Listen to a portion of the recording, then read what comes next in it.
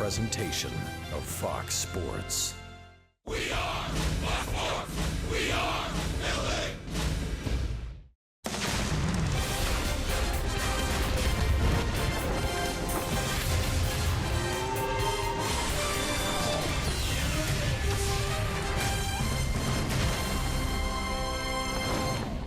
We're kicking off the last road trip of the season in downtown Houston. Minute Maid Park, it is the site of the three-game series against the Houston Astros. The Angels trying to pick up ground in the wild card. It'll be a tough one as we look at the wild card standings. Angels lost yesterday. Minnesota Twins won, as did the Texas Rangers. So now the Halos and the Rangers 2.5 back of that second wild card spot. As we welcome you inside our broadcast booth and back to Angels baseball here on Fox Sports West, along with Mark Kubica.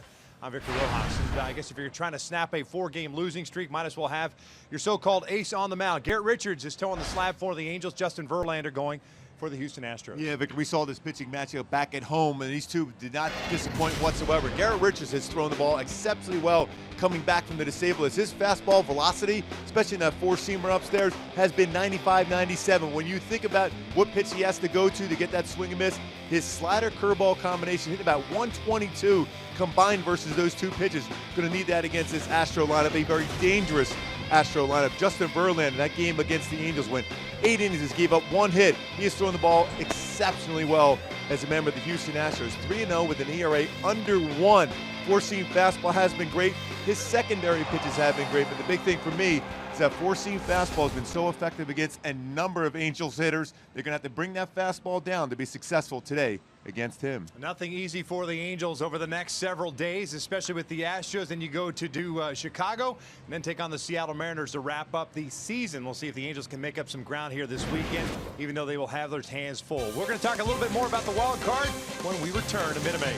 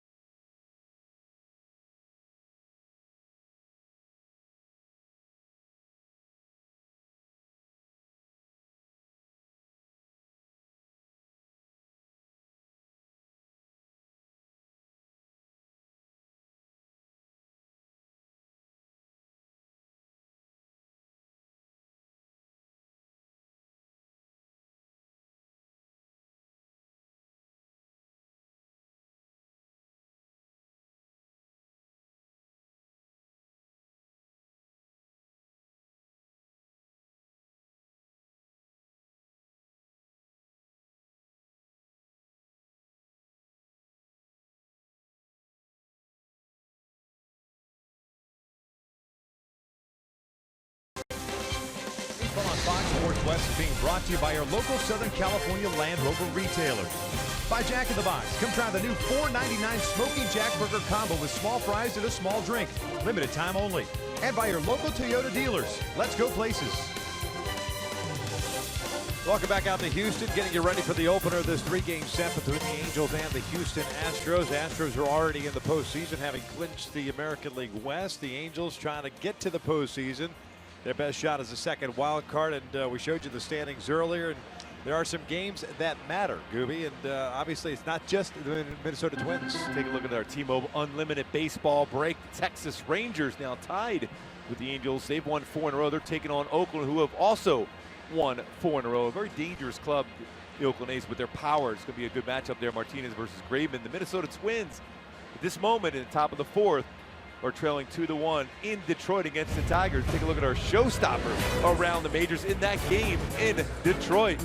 Nick Castellanos gets the scoring going early on, and a mammoth home run. I'm talking about a gigantic home run to left center field, giving the Tigers a 1-0 lead. And Max Kepler, quick with his hands, drives the ball out to right center field, tying it up at 1. Eventually, the Tigers got another run. They lead 2-1. Actually, with Brad Osmus now going to be let go after this season as the manager. Tigers taking on the Minnesota Twins. Lead them 2-1. Essentially dead man walking there in Detroit, is it not? It's one of those Pirates of the Caribbean movies. We are just about ready for baseball here in Houston. Sit back and relax. Going to bring you the lineups of the first pitch when we return.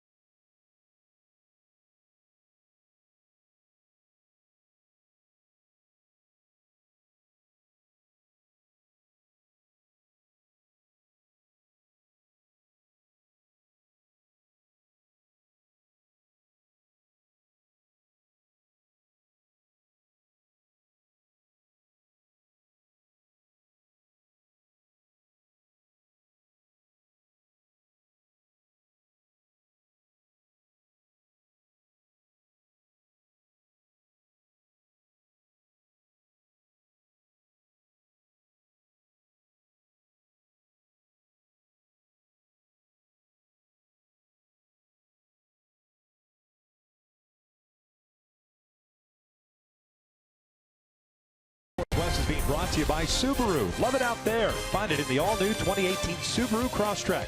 And by Jerome's Furniture, home of Jerry's Price and proudly the official furniture store of Angels Baseball. Game 1 of a 3-game set against the Houston Astros. The Angels have 7 left out on the road this year. 3 here in Houston. Then it's off to Chicago to take on the White Sox beginning on Monday night before returning home a week from tonight for the final homestand and final 3 games of the regular season. Hopefully the Angels will have some meaningful games to be played at the Big A. This is the lineup that Mike Scioscia runs out for game number 153. It's Cole Calhoun leading things off in right field tonight. Mike Trout in center. Justin Upton in left. Albert Pujols at DH. Brandon Phillips drops down to the number 5 spot. He's the second baseman. Andrelton Simmons, I should say, shortstop. Luis Valbuena, although they are kind of one and the same up the middle there. Valbuena's at third. Crowan at first. Maldonado is rounding out that starting 9 doing the catching. That is a fabulous double play combination. Might as well just call him that from now on. Anderson Phillips. Sounds like a pop band or something. Justin Verlander's making his 32nd start of the year, 13-8 with a 3.50 ERA. Yeah, I talked about it in the opening, talked about it in the pregame show. My go-tos, though, to be successful against Verlander is you got to lay off that high fastball and don't let him settle in. When you let him settle in, that's when you run into problems. That fastball has been very good. 95, 96, 97 miles an hour, the upper part of the strike zone. But then when he gets you looking upstairs, he's able to throw his slider. That was a very good pitch last time out. 96 again upstairs, break a ball down and away, whether it's his curve or slider. Lay off that high fastball, bring it in the zone, and do some damage early on. Let's take a look at the Astros on the defensive side of things. No Carlos Correa in the lineup for Houston. They will have Kemp, Springer, and Reddick in the outfield from left to right. Bregman, Gonzalez, Altuve, Gurriel from third to first. McCann behind the plate. Marwin Gonzalez getting that start as shortstop today. His 32nd start as shortstop. He's committed 2 errors in that position. Involved in turning 22 double plays. He's played in a number of different positions and all played him well defensively, including 34 out in left field. All those infield positions, but the most at shortstop, especially with Correa when he was out early on. Verlander is coming over from the Tigers in that August 31st trade. All he has done is gone 3-0 with a .86 earned run average. So he's due to give it up. One would think this would be a good place to do it. Roof is closed here in Houston. The first one tonight is lined through the left side, of base hit. First pitch swinging. Calhoun is on board with a single. Well, that's taking it to the limit. Don't let him settle in. Jumping on that first pitch fastball. He brought that fastball down, and he lines that ground ball through that shift in the infield. See Bregman, the only one on that left side of the infield, stayed back on that fastball, let it travel, and lines it on the ground for a base hit. So Trout will step in. 314 average, 29 home runs, 66 runs batted in. Like yesterday. On board 4 times, 2 doubles and 2 singles.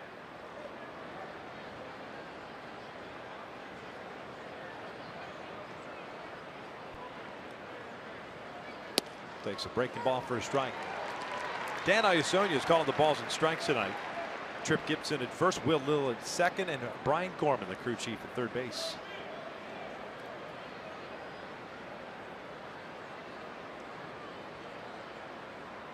Kept very deep out in left field, toward the alley in left center. Back-to-back breaking balls 0-2.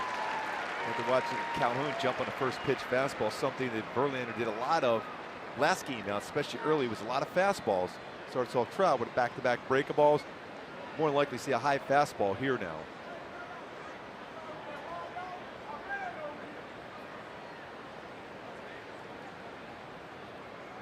Cole leading off the game with a single.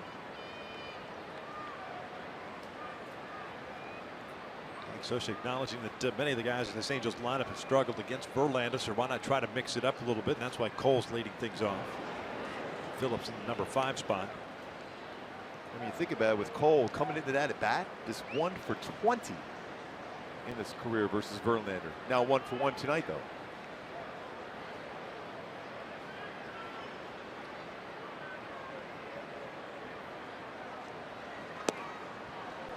Three straight breaking balls, 1 and 2. And when you look at the hot zone as far as cold zone when it comes to Mike Trout and Verlander trying to throw those pitches, especially in those spots, the lower part of the strike zone in a way, that's the spot where Trout has hit well. Said that troubles with that high fastball, 063 and 154 up and in. Surprised I haven't seen one of those yet.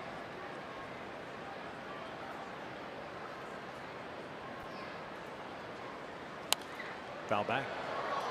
Yet another. 4th start for Verlander since joining the Astros. 2 on the road. This is his 2nd here at home. Look at that swing right there from Trout. It looked like he was anticipating trying to shorten up on a high fastball. Got to break a ball instead.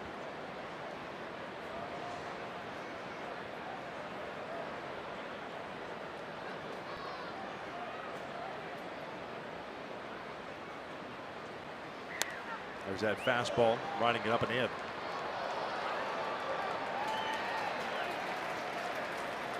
Halo's 6-10 against the Houston Astros this year. Lost the season series.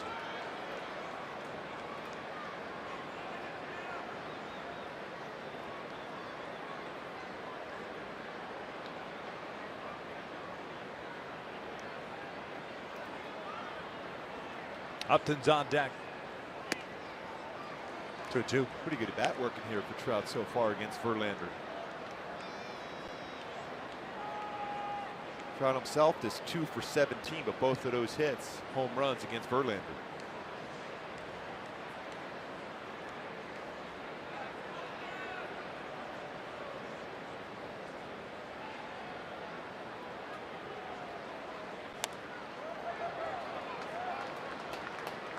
Pretty good hack at that fastball now. Pretty good at bat.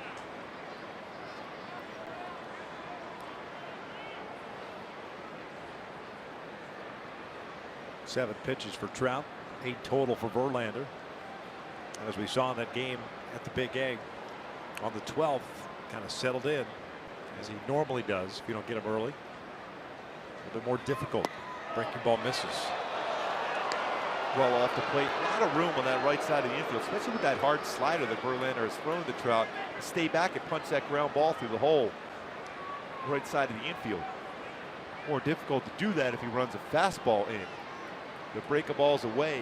A better shot for Trout to do so. Magic Cole on the move here. Trout goes down swinging on the breaking ball, 1 out. Pulled off on that breaking ball there. Get a swing and miss for Verlander. See how his front hip opened up, didn't quite have that plate coverage away. His numbers outstanding in 3 starts with the Astros, 3-0. Batting average against it, 145. Nearly a 9-to-1 ratio as far as walks to strikeout for Verlander since coming over from the Tigers on the 31st of August. He was already on a nice run with Detroit after July 8th. He's just kind of maintained that run since joining the Houston Astros. 1 out, 1 on. Here's Upton. And he will look at a strike. Some of the former teammates facing off here. Upton hitting 279, 32 home runs and 104 runs batted in.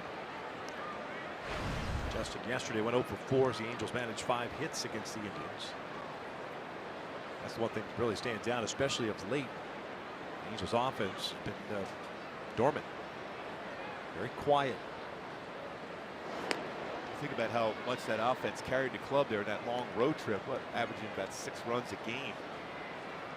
1 through 9. Power, consistent swings. Way different on this last homestand, though. The unfortunate part is that it's not just one guy. It's been a number of guys that have kind of fallen into that collective slump. There are times you could work around. Oh, look at the Angels when they had Trout on the disabled list. Other guys stepped up. It primarily was Cole Calhoun, Andrelton Simmons, C.J. Cron, Luis Valbuena. Yunel Escobar had a good stretch. Martin Maldonado was hitting the ball well. He's struggled here in the month of September. Trout, Calhoun, Andrelton Simmons, Valbuena, as far as batting average wise. He had some home runs. He's got 4 in September.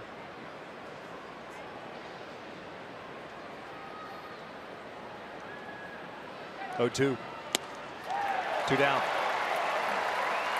Back-to-back strikeouts for Verlander. Here comes Pujols. Talk about that high fastball. Going upstairs at 94. And then finishes off Upton with a fastball at 95. Almost the exact same spot, upper part of the strike zone.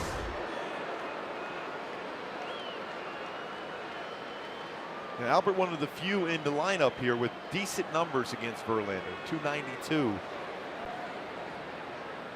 7 for 24.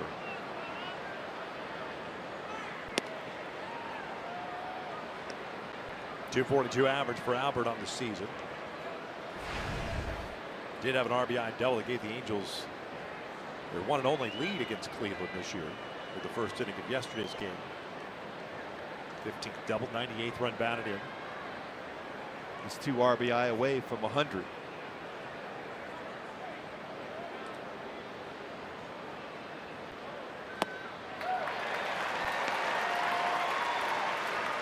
A lot of times, Gibby, you wonder what a starting pitcher is going to do when he faces the same team.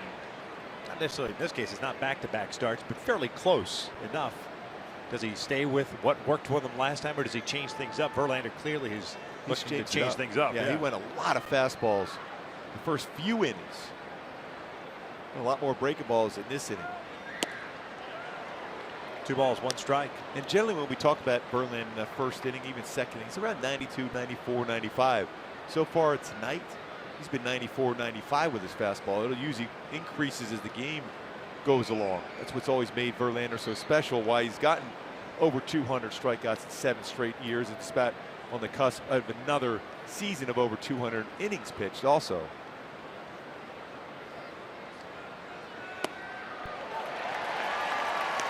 Two balls, 2 strikes. And you'll see that when you get a guy that's throwing a lot of breaking balls, that all of a sudden the fastball that's down the middle can lock up a hitter. The odd thing, he's thrown more fastballs pitching for the Astros than he did with the Tigers, and that goes against what the Astros generally believe in, that analytics side. They want more swing and misses with their breaking balls, but he's thrown more fastballs. Today, he's pitching like an Astro. A lot more breaking balls. Full count. Cole will take off of the pitch. Yeah, I think Justin Verlander's fine as far as not having to worry about the Astros analytics. His stuff's pretty good, regardless. Yeah, I don't think you need to look at analytics and say, man, what should we do against Verlander? What's he going to bring out today? Yeah, I think the hardware, the MVP, the Cy Youngs. He's got 18 pitches thrown, 9 fastballs, 9 sliders so far. Cole takes off, and Albert lifts one. That's a shallow right. Long run in for Reddick. Altuve cutting across, but Reddick makes the call of the catch, and the Angels are done here in the first. Well, at the bottom of the inning with no score.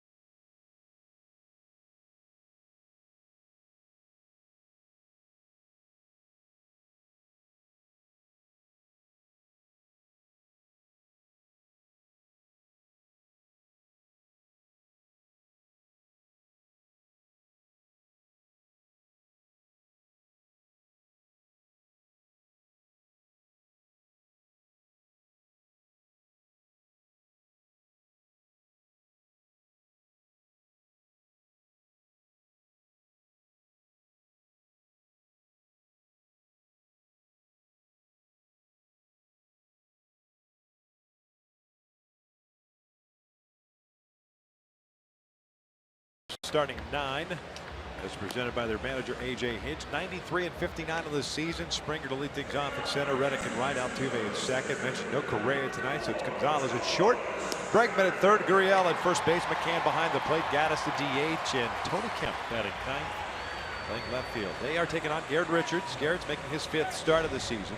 0-2 with a 2 ERA. 18 innings, 13 hits, 18 strikeouts. Boy, and he has really thrown the ball exceptionally well, in my opinion, since coming back from the disabled list. My go-tos for Richards, really, when you think about it, for him to be successful in this game against the Astros, threw the ball well against them last time, is to be able to establish that fastball away. It sets up that breaking ball going down and away at 88 to 89 miles an hour with his slider, but it's all set up generally with his fastball and the command of his fastball to get swings from that slider that are out of the strike zone. Throw the slider for a strike early, finish off with that wipeout one out of the strike zone. Got lifted after 74 pitches in 5 innings against Texas in that last start. 3 runs, 2 earned on just 2 hits and 5 innings of work.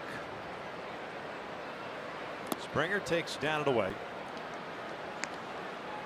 Astros center fielder hitting .286, 32 home runs, 79 runs batted in.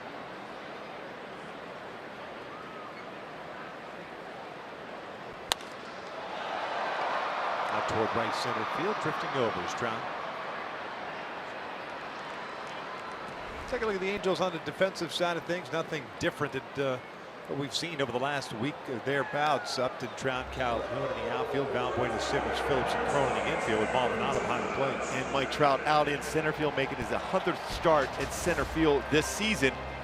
Does have 4 assists, 1 error in center, especially the way this is set up now. So that's a big part of this field here, Minute Maid Park. That center field, right center, left center field, Trout, that coverage, be able to run those baseballs down.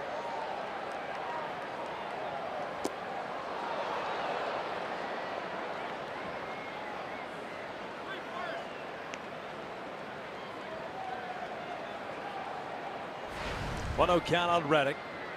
316 average, 13 home runs, 82 runs batted in. A solid debut season with Houston.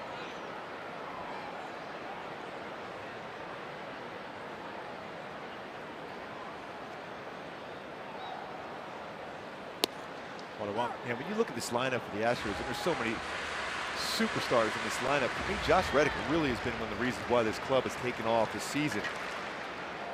50 extra base hits go along with that 316 batting average for Reddick. Oh, shoot this one out to left field. Upton's got to go back on it near the wall, leaps up, and it's off that wall. It's a double. Simmons picks it up. It's a routine out everywhere else, but this ballpark and maybe Fenway Park would stay back on. That's the reason why I think the numbers are up this season. Extra bases are up as far as Reddick. He's letting the baseball travel and hitting the ball very well the other way. It's a pretty good fastball that's down. You used to always see Reddick try to pull that pitch. See how he let that baseball travel and hits it off the wall, the Crawford boxes, for a double. 34th double of the season. Man in scoring position for Jose Altuve. And I agree with you, the job that Reddick has done. I think Reddick and the emergence of Marwin Gonzalez, really. I mean, because you know what Springer, Altuve, Correa are going to do. But Reddick and Marwin Gonzalez played, I think, a little bit above normal, has certainly helped the offensive side of things for Houston. Your MVP chance here at Minute Maid. With Altuve at the plate as he goes down to a knee, and it's 0-1. Remember that first at bat against Altuve from Richards? He threw him a fastball. He took the first pitch, and then he got him out to swing and miss on a curveball. He gave Richards an odd look, like I'd never seen that pitch from you before. This time he starts him out with a slider. Would not be surprised if you see Richards go with a curveball again at some point in the sequence, or certainly in the game against Altuve.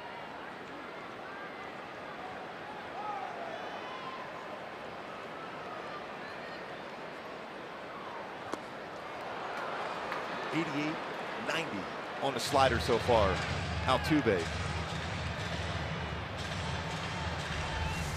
Talked about that ability to get a swing and miss on a breaking ball out of the strike zone. That's what it was right there for Richards, looking for another one. You have to treat Altuve as a run producer when he's got a man in scoring position. A guy that will expand his own zone on occasion. Yeah, and he exactly, he'll chase something out. You don't want to throw him a strike. Reddick with a double, 1 out here in the first. Slightly That's a overthrown. super block by Maldonado. I don't think that felt real well either. That was a hard slider in the dirt right in front of him. Not an easy pitch to block. Look where this pitch started. That was in front of the plate, and he blocked it. And you're going to have a different spin with a slider when it hits the dirt as compared to a fastball.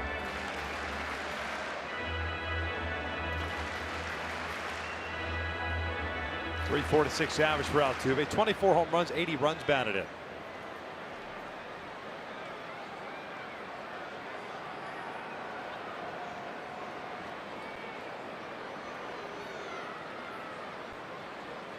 And he got him to chase. Down he goes. Altuve saying he foul tipped it, but no. Now he's got good plate coverage, but that would be off the charts plate coverage if he fouled that one. 2 down.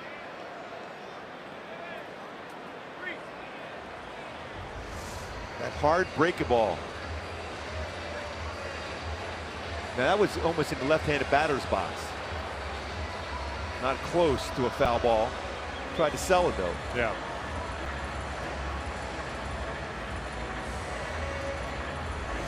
Yeah, a lot of times, and then just going back to that whole point about run producing.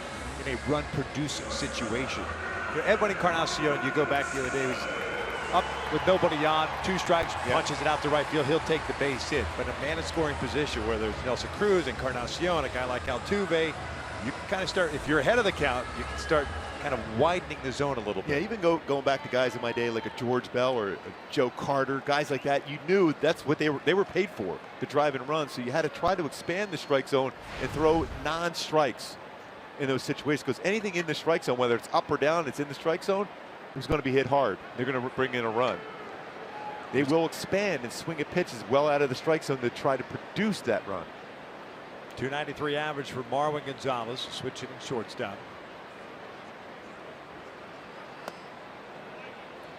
One ball, no strikes. Yeah, Vic, you mentioned Marwin Gonzalez, and we talked about Reddick too, how good they have been this season. Guys, you talk about the Correas and Altuve's, Springers. He's also hitting .356 with runners in scoring position, Gonzalez. Talked about Reddick, he's hitting .352 with runners in scoring position.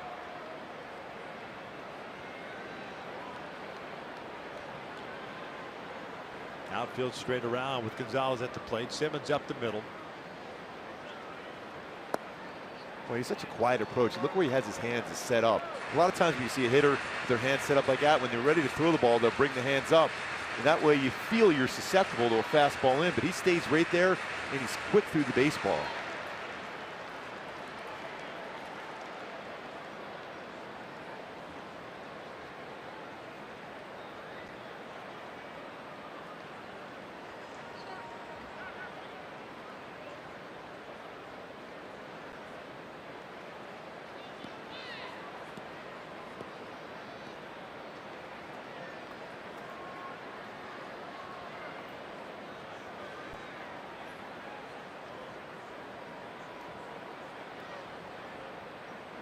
Two-zero pitch.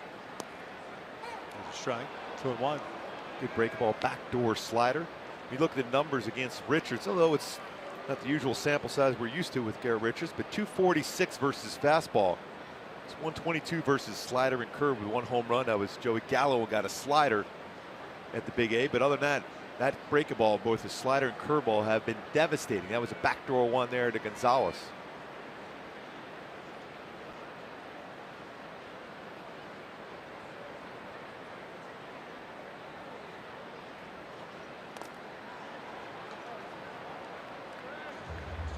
Two balls, 2 strikes. Had a little cut action in that fastball. That's why everyone always talks about this. Richards threw a cut fastball. When you talk to him, it's a 4-seam fastball, but it has true 4-seam cut type action to it. That used to be a cutter back in the day. It was a 4-seamer. And you had the 2-seamer to create that sink action. A lot of pitchers going away from that sinker now. You see more pitchers trying to go upstairs with fastballs to get either pop-ups or swing and misses, avoiding contact.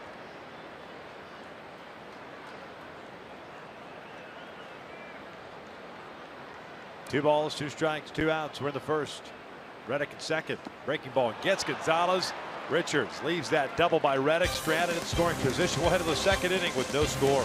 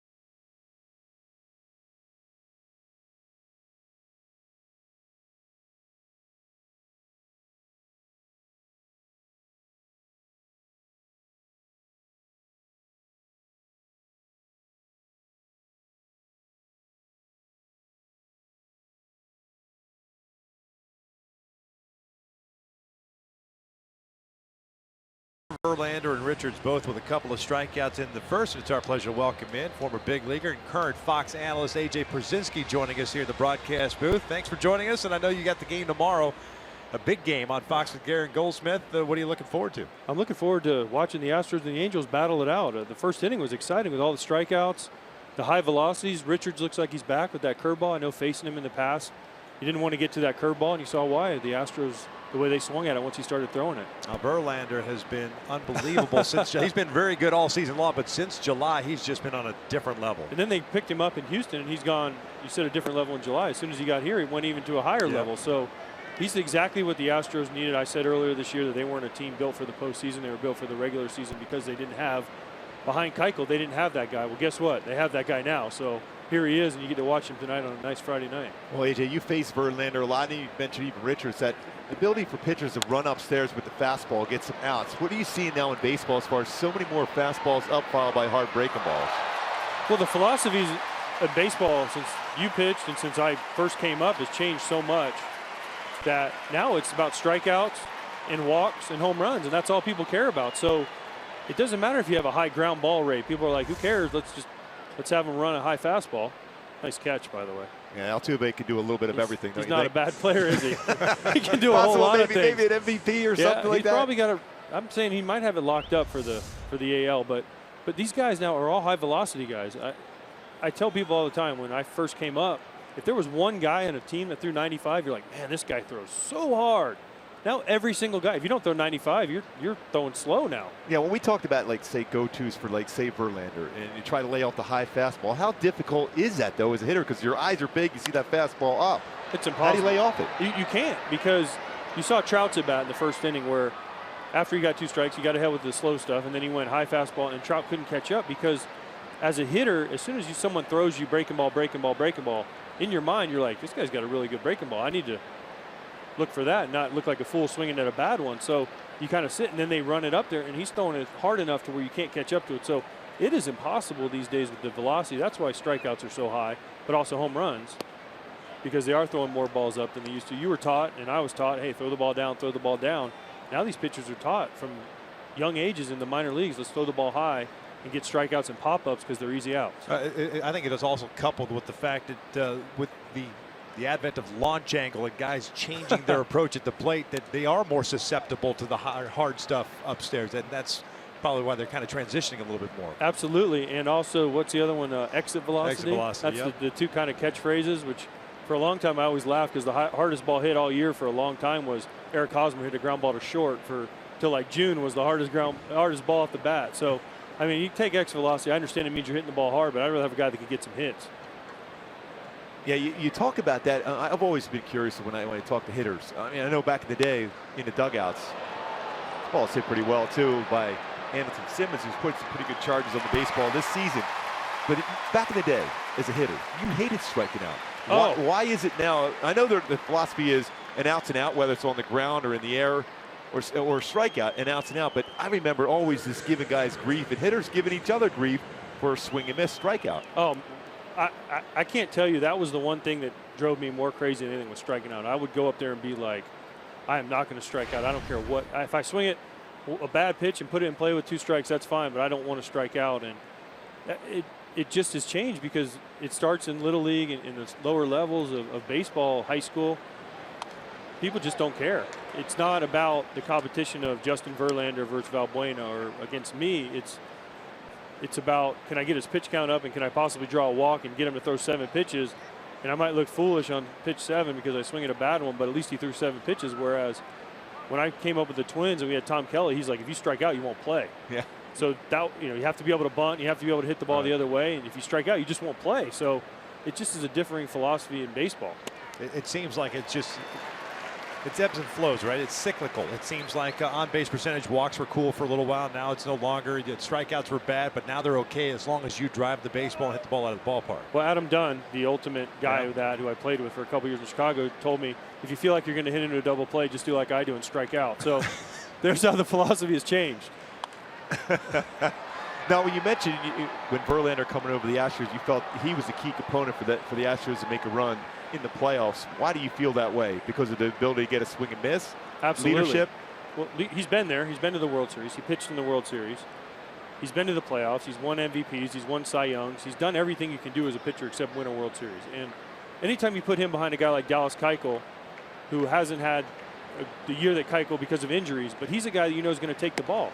Justin Verlander wants the ball. He wants the ball in big situations, and he has strikeout stuff. So in the postseason, you need guys that can get strikeouts because every pitch is so much more magnified.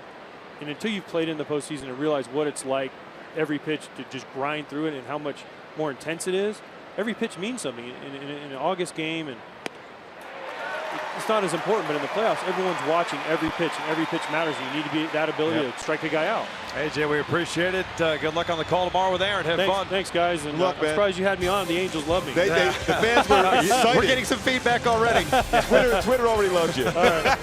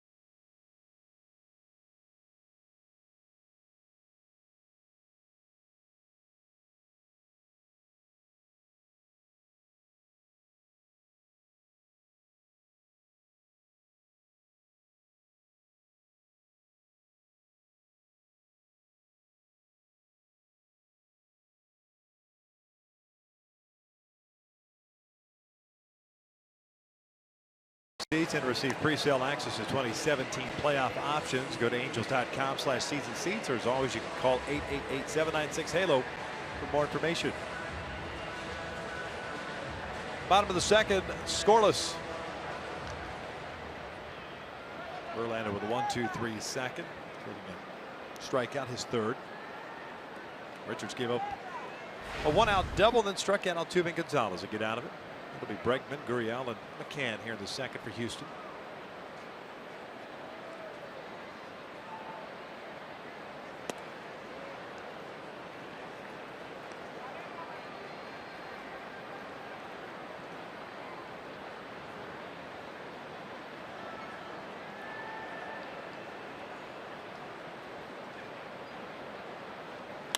That's out toward deep left field, up to move it back on him.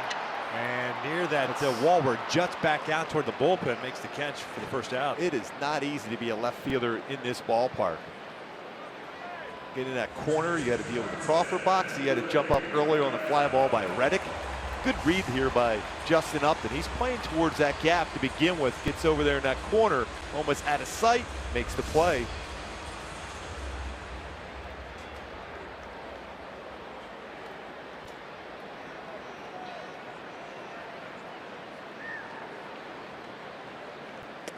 By the way, Victor, everyone on Twitter is really digging us right now for having AJ in the booth.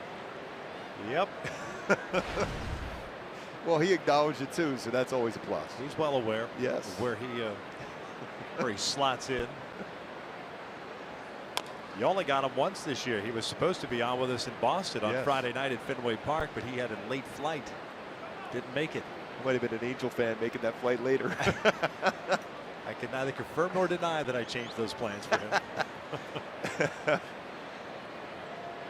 Gurriel, the first baseman, hitting .299, 17 home runs, 69 runs batted in. Now we're running up and in, 1-2.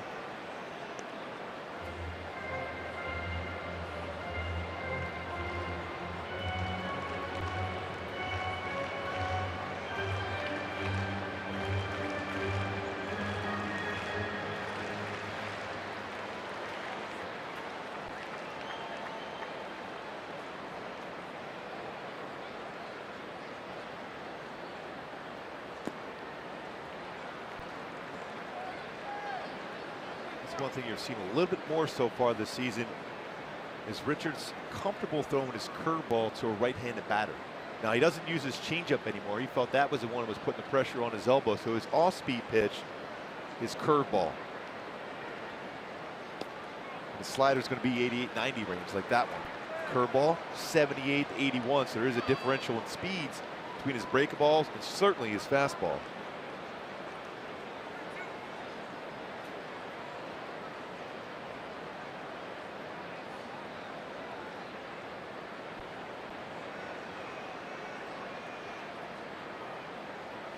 Payoff pitch. Bouncer to third. Oddly played a little by Valbuena there. Laid back to the backhand, but works out. 2 down.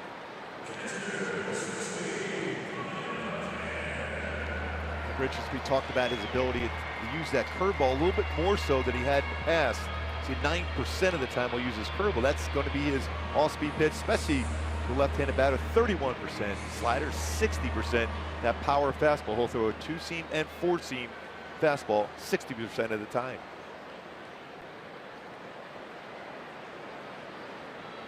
McCann cutting through that breaking ball. 0-1. 244 average for the catcher. 15 home runs, 57 runs batted in. 247 career home runs for McCann.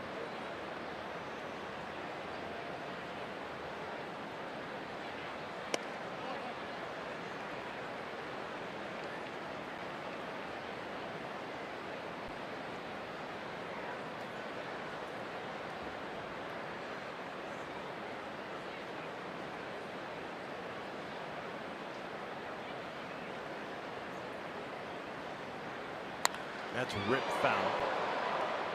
1-2.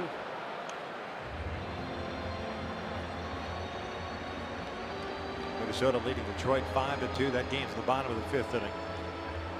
Texas will be at Oakland a little bit later on. Kansas City trailing the White Sox 2-0. Kansas City also 3.5 back in that second wild card.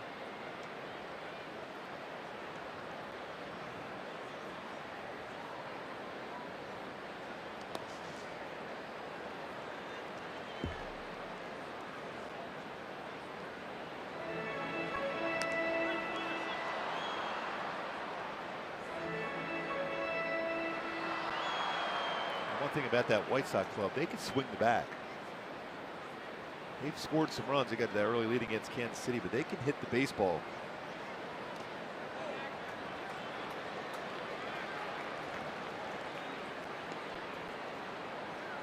Second full count of the inning for Richards. Gaddis on deck.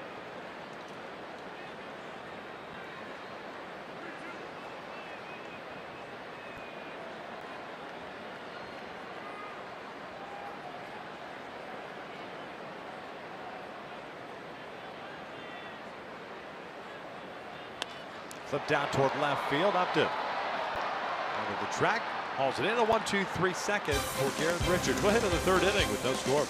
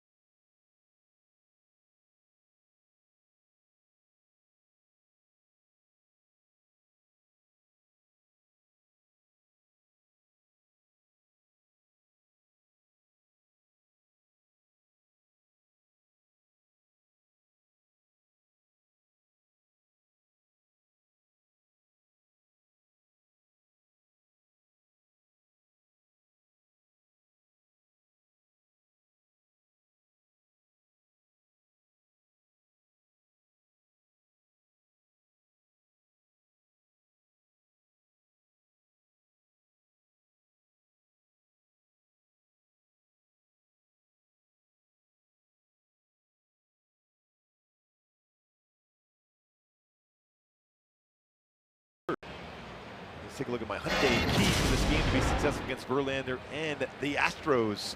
Little ZZ Top Houston band got me under pressure. Got to put him under pressure early on. Thought that was going to be the case. Lead off base hit, first pitch for Cole, but then 6 straight retired. Going to have to try to get that offense going right now, put some pressure on him. Hopefully he'll make a mistake out over the plate. He has given up 25 home runs this season.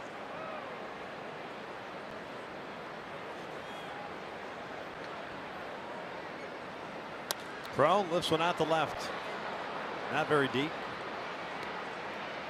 Gonzalez puts it away, 1 out.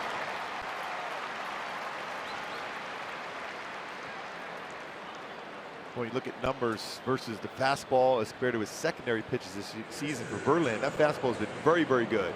208 batting average, only 8 home runs allowed. And when you look at his secondary pitch, it's still pretty solid numbers as far as batting average, 241. But he has allowed 17 home runs versus his secondary pitches, which consist of a slider, curveball, changeup, occasional cutter.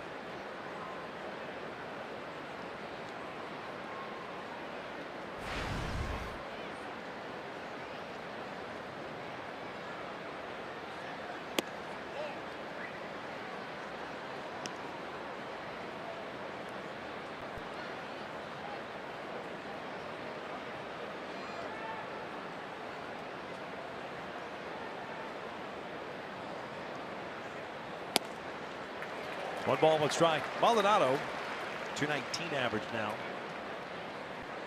They're going 0 for 3 yesterday with a couple of strikeouts.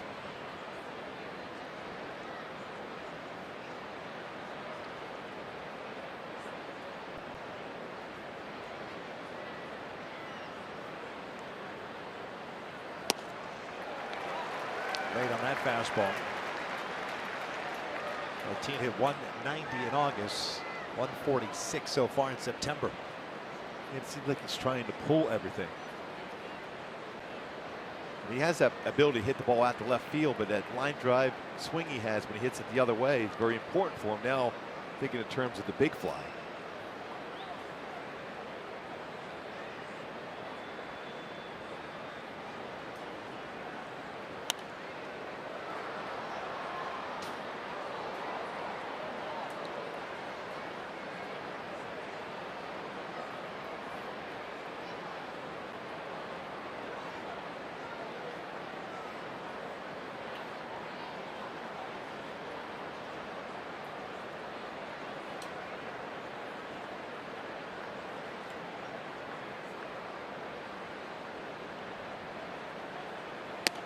Two balls, 2 strikes. Top of the order, Cole on deck. 1 hit for the Angels. That was Cole Calhoun on the very first pitch of the game. Shooting one through the left side. Eventually stranded at first. Both teams with 1 hit. Reddick had a double. Off the Crawford boxes in left.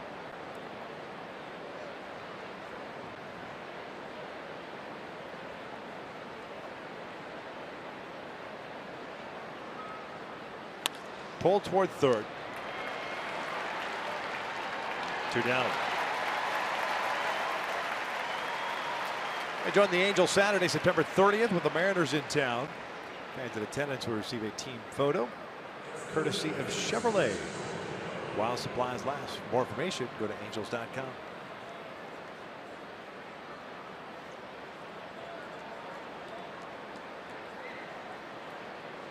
Remember, Cole had that base hit on a first pitch fastball that was down out over the plate. See if Verlander will go first pitch fastball once again.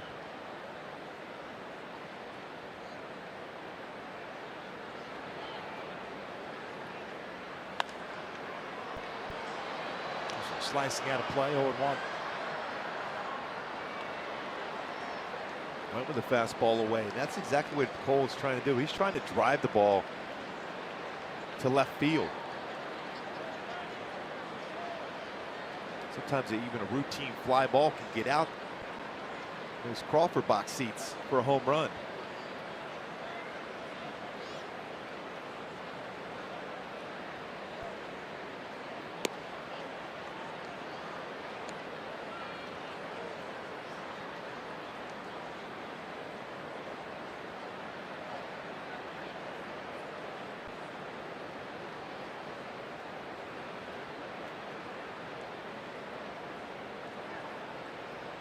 1-1.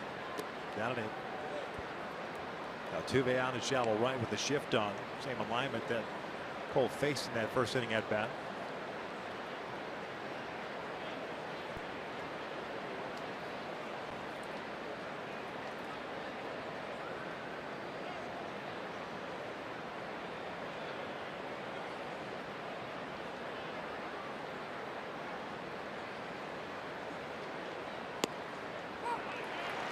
Changeup. That's the one pitch I remember a couple seasons ago with the Tigers. It really worked well for him. Stays on top. Good arm action. Changeup outside part of the plate. Especially when you're dealing with 96. The differential between the fastball and changeup.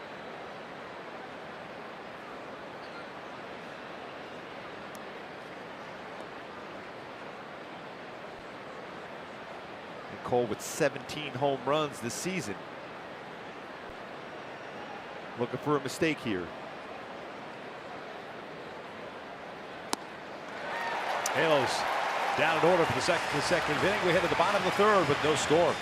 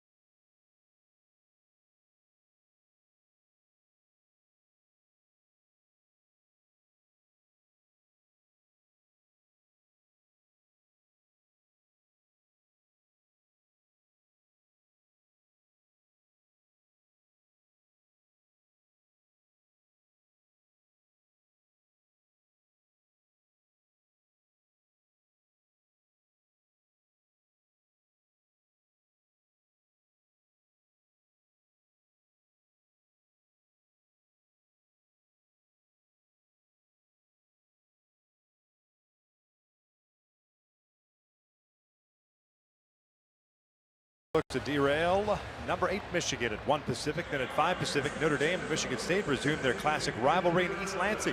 College football on Fox, where every game is everything.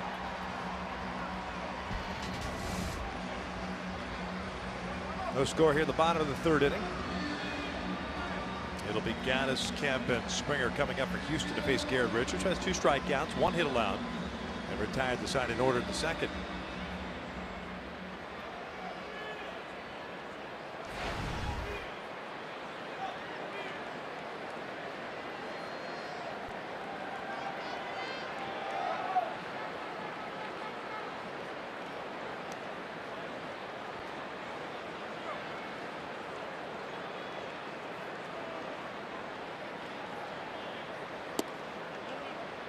He's had some pretty good movement on his fastball so far, Richards.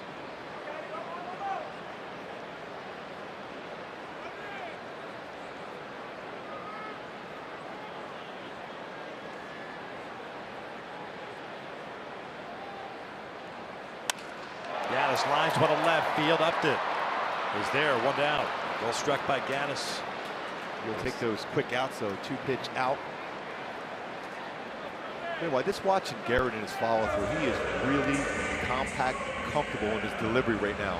Something he talked about needing to do during the winter into the season, then coming back obviously from that injury he had this year.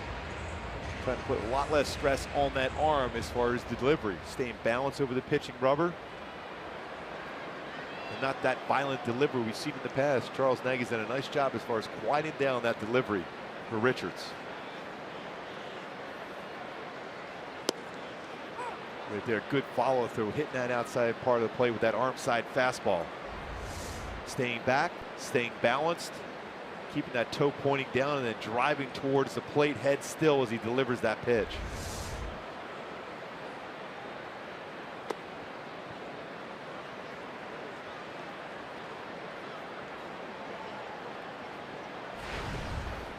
Kemp 3 for 18 in the big leagues this year with a double and an RBI.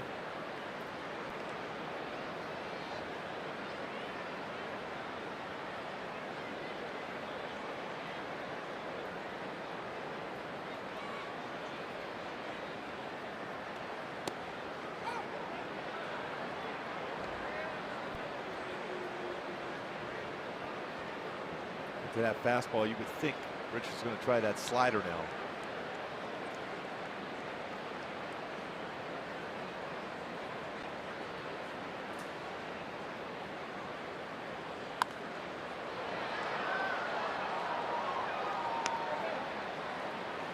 When you look when he delivers that slider sometimes, Victor, it almost looks like a split finger fastball. Most sliders will have that down and in break. How much straight down? And it really all depends on where that front shoulder is as far as the delivery. Because if it's open a little bit quicker than normal, then its wrist drops on the baseball and ends up being like a backup split type slider. Popped him up. Shallow left center. Upton with some work already. Yeah, right. It's the fourth fly ball he's caught, and he had to play the double off the wall and left.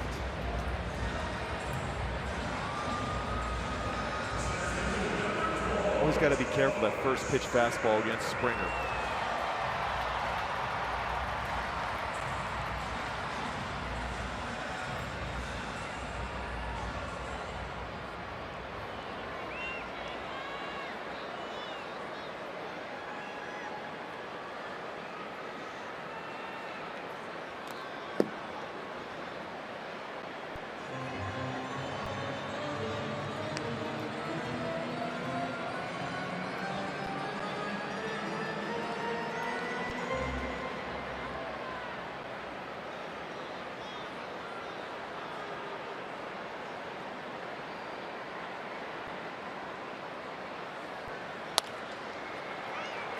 Phillips over to his left. Richards, Verlander throwing zeros on the board so far. They're locking horns. We're scoreless as we head to the fourth.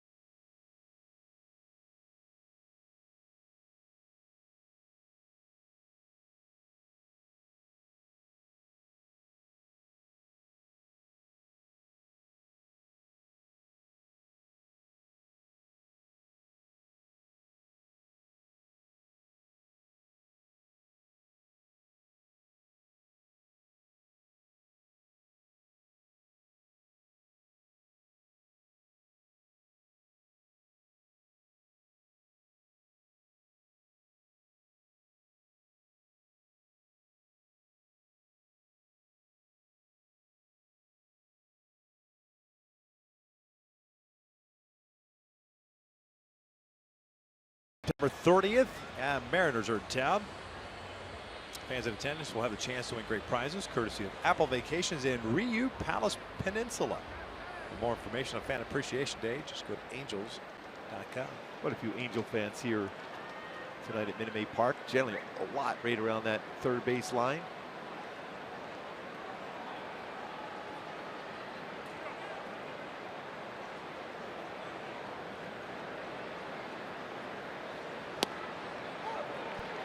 Starting out with a fastball. Remember last at bat he started out Trout with a breaking ball. Good numbers against the Astros this season. 400 for Trout. Look at the numbers this season versus the fastball. He's got 2 already in this at bat. 307 batting average versus the fastball with 12 home runs. When we talk about the secondary pitches for Verlander, 256 with 7. Slider, curve, and change that Verlander throws.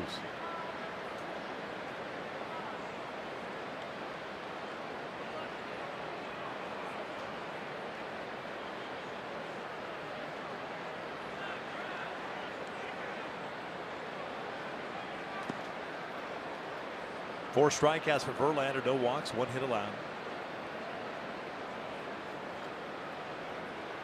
Trout got to a 3-2 count in the first inning before striking out on that slider.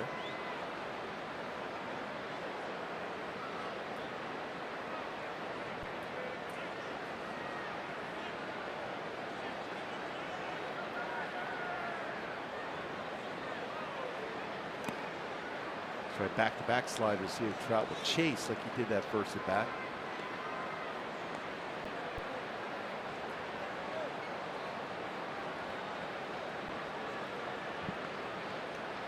Well, you would think right now when you look at this Angels in this lineup, a base hit here for Trout would be huge for this club and the confidence against Verlander, especially consider the career numbers for Trout against Verlander.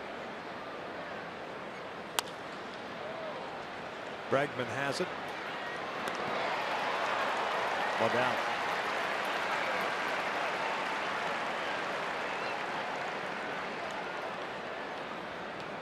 Bregman stayed back a little bit on that ground ball for Trout, but that arm strength he has is able to get Trout by a stride at first base.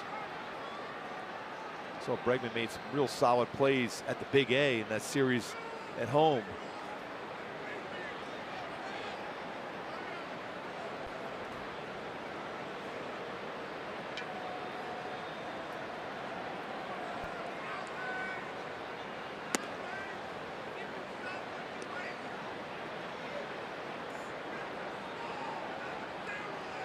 Upton struck out in the first.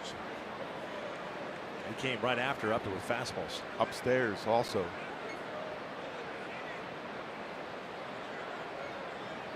That's one thing about Verlander too. I mean, he was his teammate, Justin Upton. So he saw what pitches he hit and what he didn't hit.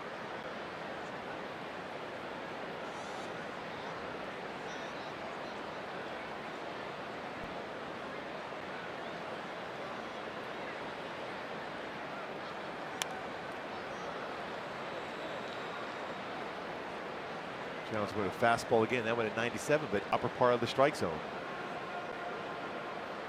And Upton, when you look at numbers, pretty solid numbers versus a fastball this season. 298 batting average. So far, Verlander has gone with fastball against him.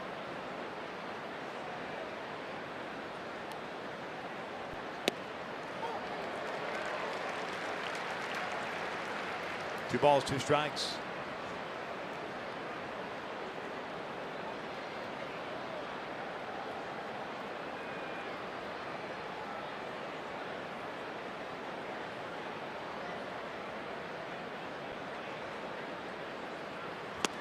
Upton down swinging.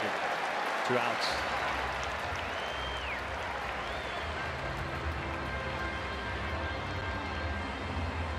Look how Verlander went after Justin Upton.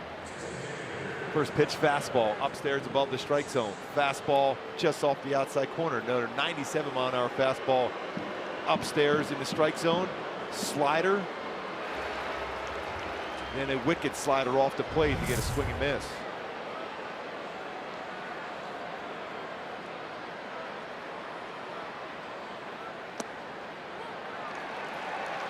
Now with a fly ball to right field in the first. 9 straight checked out. 11 straight retired now by Verlander. Bounce foul. 8 straight retired by Richards. And as normal, when we watch that outfield defense for the Astros, they generally bunch the corner outfielders in the alleys. A lot of room on both the right field line and left field line for Pujols. Almost three infielders in that outfield grass, although Bregman's come in a step at third.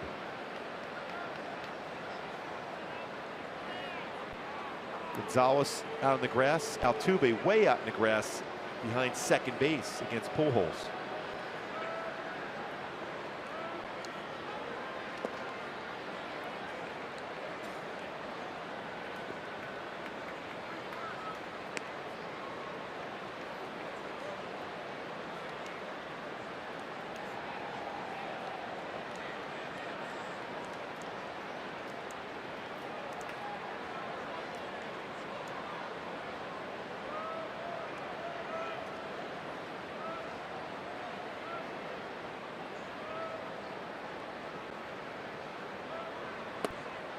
Two.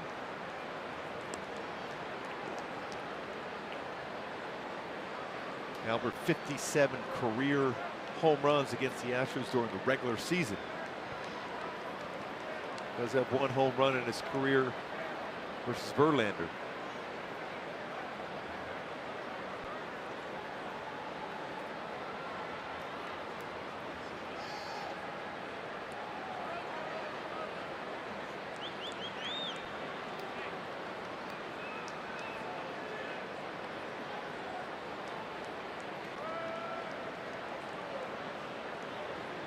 Two. Full count.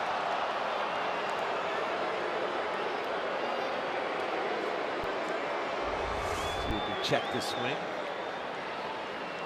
Pretty close. Easily could have gone the other way against Pujols. Now with 4 home runs against the Astros this season.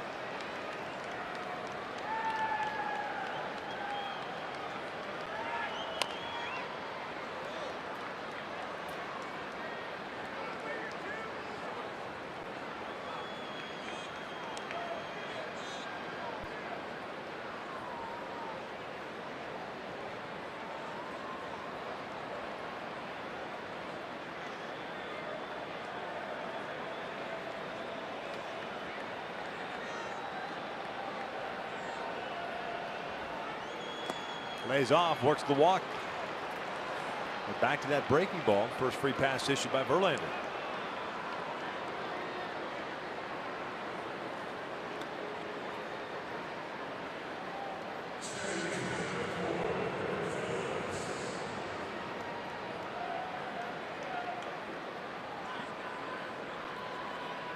Phillips 0 for 1. He popped out in the second inning on a terrific play by Jose Altuve in foul territory. I don't know how he even got to that baseball to make that play, especially when you have a right fielder and a first baseman converging with you at the same time.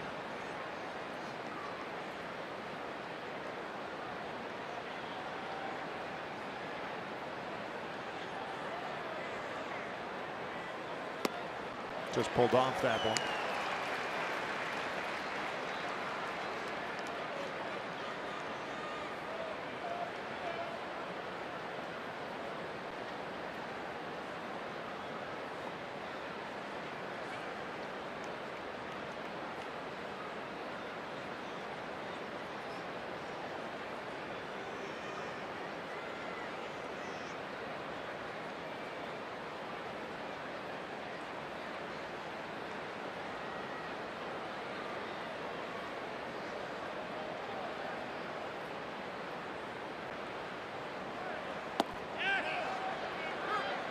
Pretty impressive. He does that check swing thing and kind of lays the bat in the air. Here's that play by Altuve. Came out of nowhere to make that play as Reddick was sliding in to try to make that play. The concentration, he's calling for it. He's able to catch that pop-up.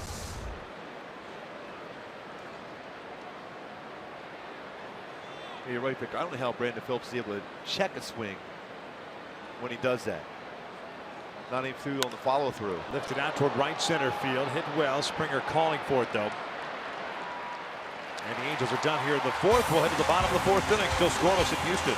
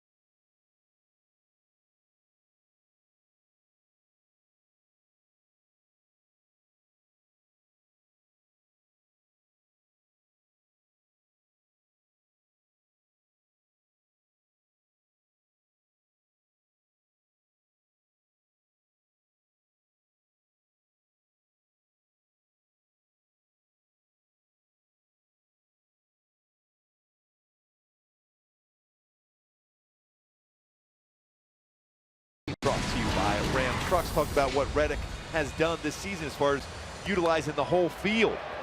Going the other way 30 times, 30 hits that way to left field, known as a pull hitter early in his career. 61 hits to center field, and then he still has that capabilities of driving the ball out to right field, home run. So you see the difference in Josh Reddick this season as far as utilizing the whole field and driving it with authority. 24 hits this season alone against the Angels. Didn't have really good career numbers against the Angels until this season. Certainly has them working this year.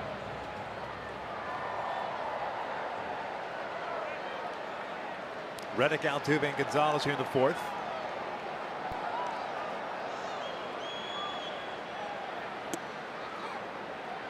Reddick doubled off the wall and left in the first inning. 34th double of the year. He was stranded in scoring position because Richards struck out Altuve and Gonzalez to finish off that first.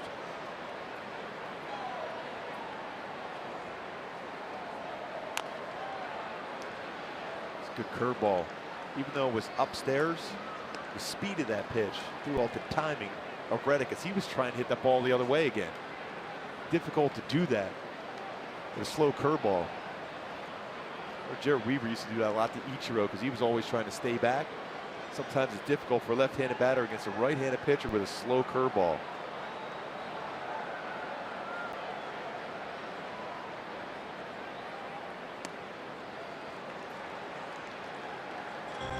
One ball, two strikes. 40 pitches thrown by Garrett so far.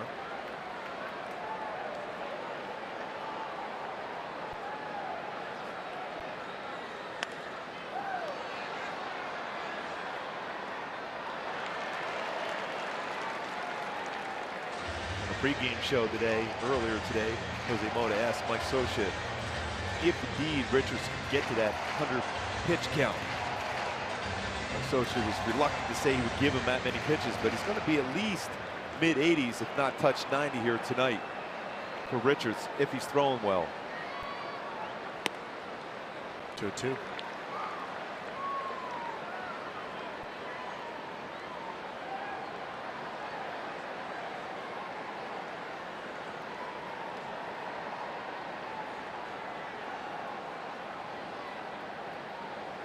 Altuve on deck. Reddick, little flare, shallow left field. Simmons going out. He'll track it down as he always does. One down. Real good communication right away. He knew he had the best opportunity to catch that ball. Upton playing back, he's able to run that one down. Solid play. See where Anderson Simmons is playing. He's up there towards the base and the ground. He had a cover with that quick communication. Able to run that one down. As Reddick was trying to flare that one into the outfield, but Simmons says, no, you don't. Talk about tops as far as that zone defensive rating. He is at the top. Anderson Simmons showing that range, making that play.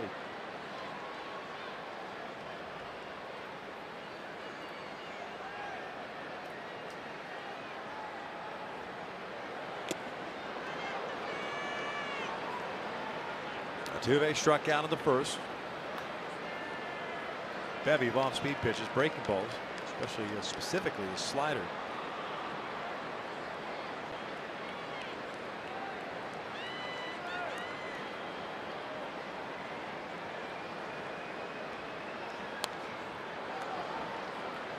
Look at the Carlos Camp replay for Altuve back in Anaheim on a breaking ball, curveball, swing and miss for Altuve. The look back at him like, I never seen that breaking ball before for the swing and miss. And then tonight, a nasty breaking ball again for a swing and miss. Altuve versus Richards. You don't see that look too often for Altuve against anybody on the mound.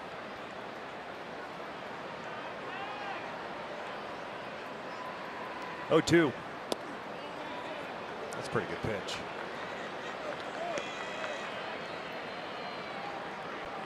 Talk about locking up somebody looking away, whether it's a fastball or a slider.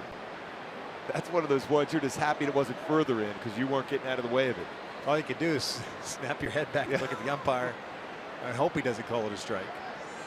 1-2. There's a slow breaking ball, and it's gloved by Chrome. Sat back on it nicely, though. Yeah, exactly. It's hard to do. That's how special of a hitter Altuve is.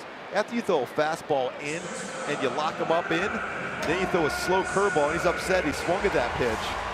But again, it's the speed of the pitch, the only thing that got him out. He stayed back well, and anything thrown near the strike zone or even above the strike zone, or near the plate, I should say, against Altuve, is going to be swung at and hit pretty hard. Crone makes the play. See how he had to stay back. And he still drove that ball pretty hard. Crone makes a nice play on it.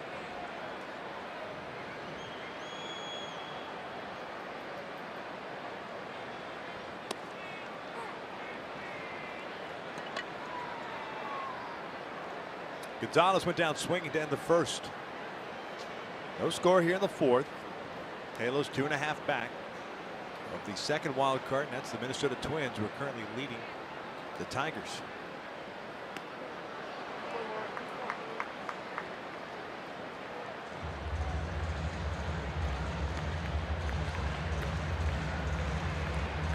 Game 6-3 Minnesota at Comerica Park in the seventh. Kansas City leading the White Sox 6-2 at the bottom of the third. White Sox had a 2-0 lead in that game. That went away quickly.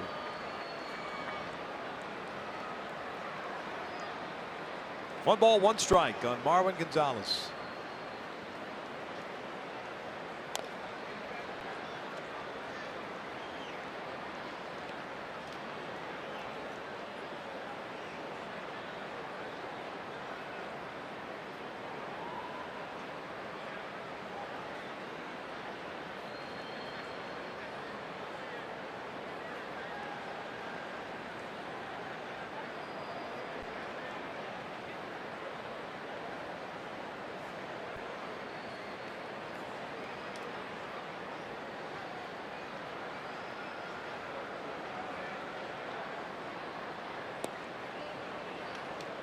Backdoor curveball. Richards wanted that pitch a little bit off the plate, though.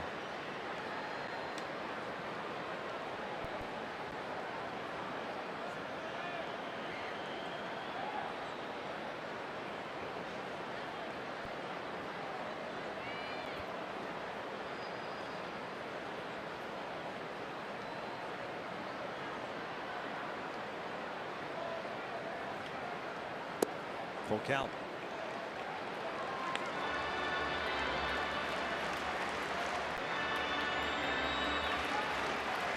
It's a third full count tonight for Richards.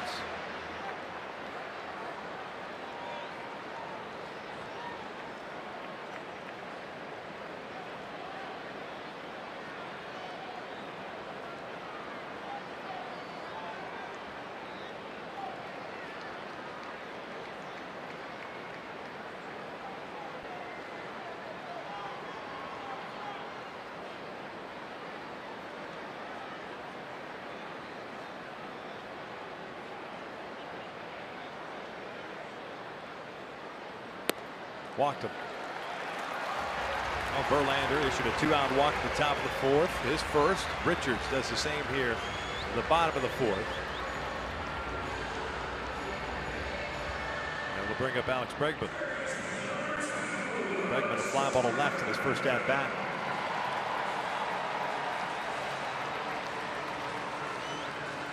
Gonzalez with 8 stolen bases has been caught 3 times this season.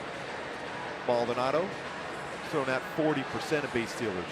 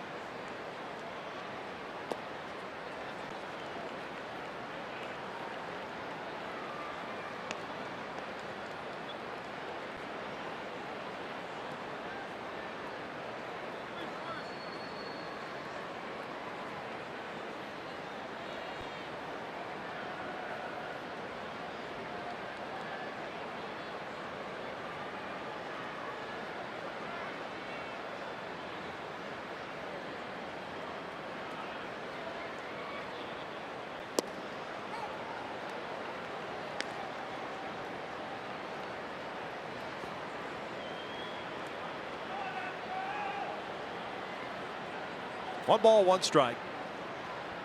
Both teams with 1 hit. Angels have stranded 2. The Astros have left 1 thus far.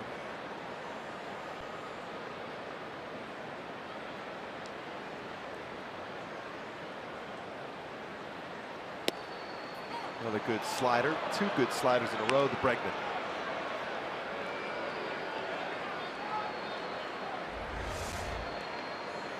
Sharp break to that. Talked about that as far as go-tos beginning. Bregman thought that might have been a little bit off the outside corner. The ability to throw that slider for a strike sets up the ability for Richards to get a swing and miss on that exact same pitch out of the strike zone.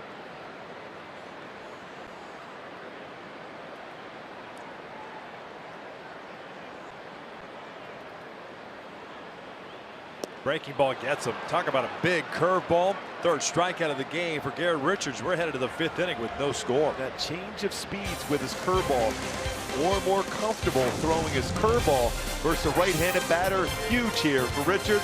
Straight up and down. Off speeds with Smith.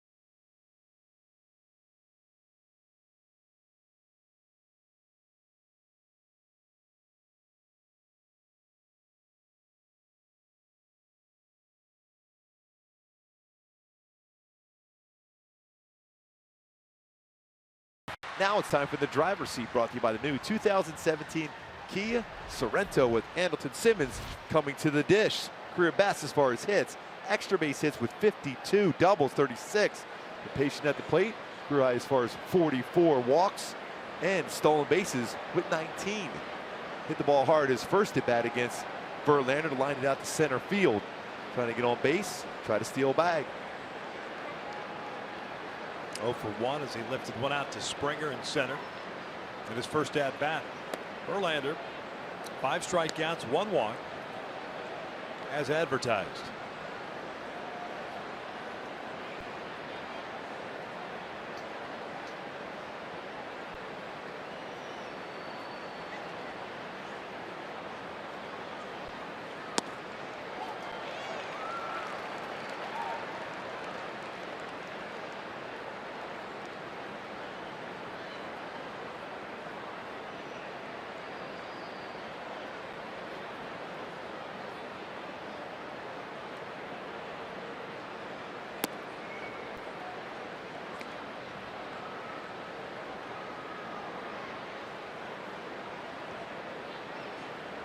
Well, often we talked about the need to not allow Verlander to settle in.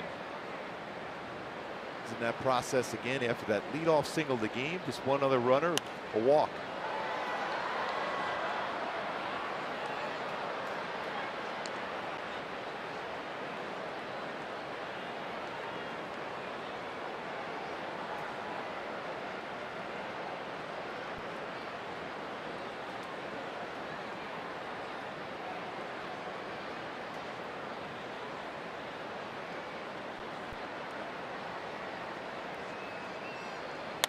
Ground ball to second.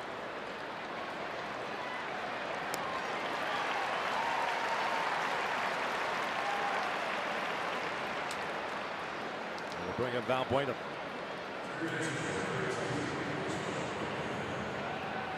He struck out in the second.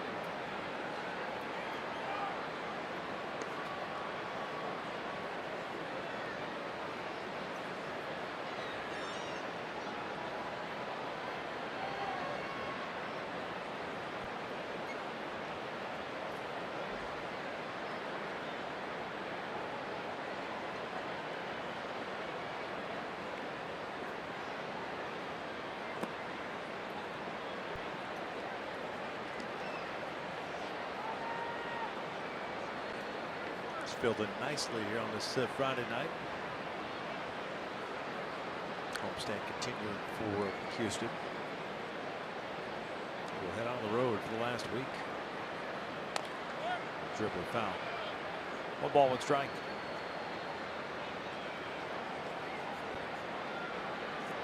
Considering how much this city has gone through, it's a pretty good crowd here tonight. And Betting still dealing with the after effects of Hurricane Harvey. Certainly pulled through, as most communities do. The outpouring of support, not only within but also externally, especially to Houston and South Florida, state of Florida, really. And now toward Puerto Rico. The Hurricane Maria just went through there.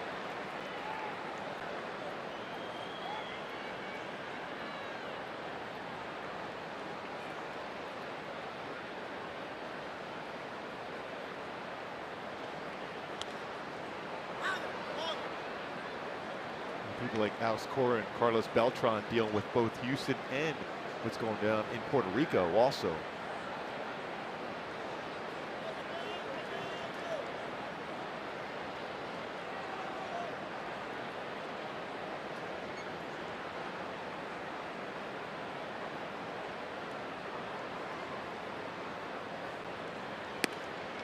Two balls, two strikes.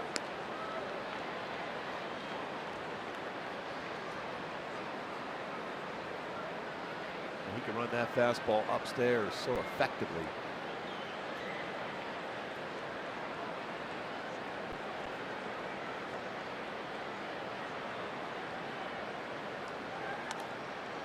Just looking at that Kansas City White Sox game, the White Sox can battle back. They're just down 6-5 now. And the Red Cross depends on financial donations to be able to provide disaster relief immediately. Help people affected by Hurricanes Harvey and Irma by visiting redcross.org or texting the word Red Cross to 90999 to make a $10 donation.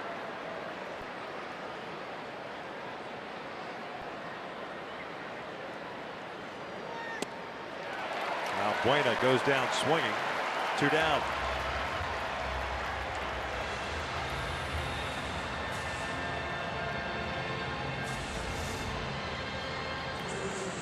Run that fastball by Valbuena, who's trying to pull that baseball just above the belt with a heater from Verlander.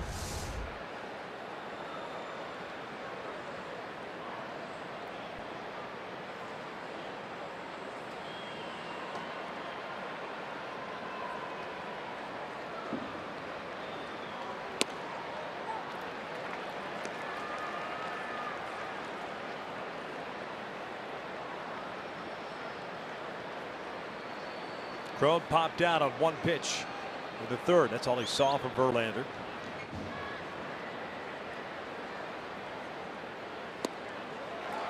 Oh, 2.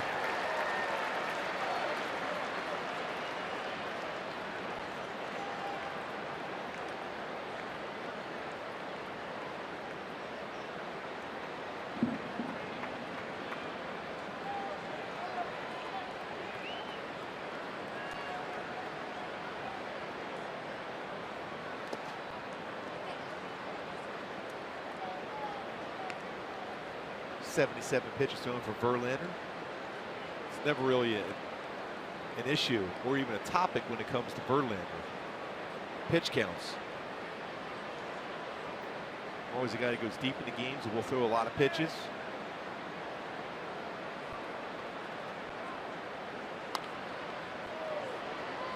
Bregman comes in on it. Off balance throw. Gurriel digs it out. Another 1-2-3 inning. We'll head to the bottom of the 5th inning. fantastic pitchers duel thus far. We're scoreless.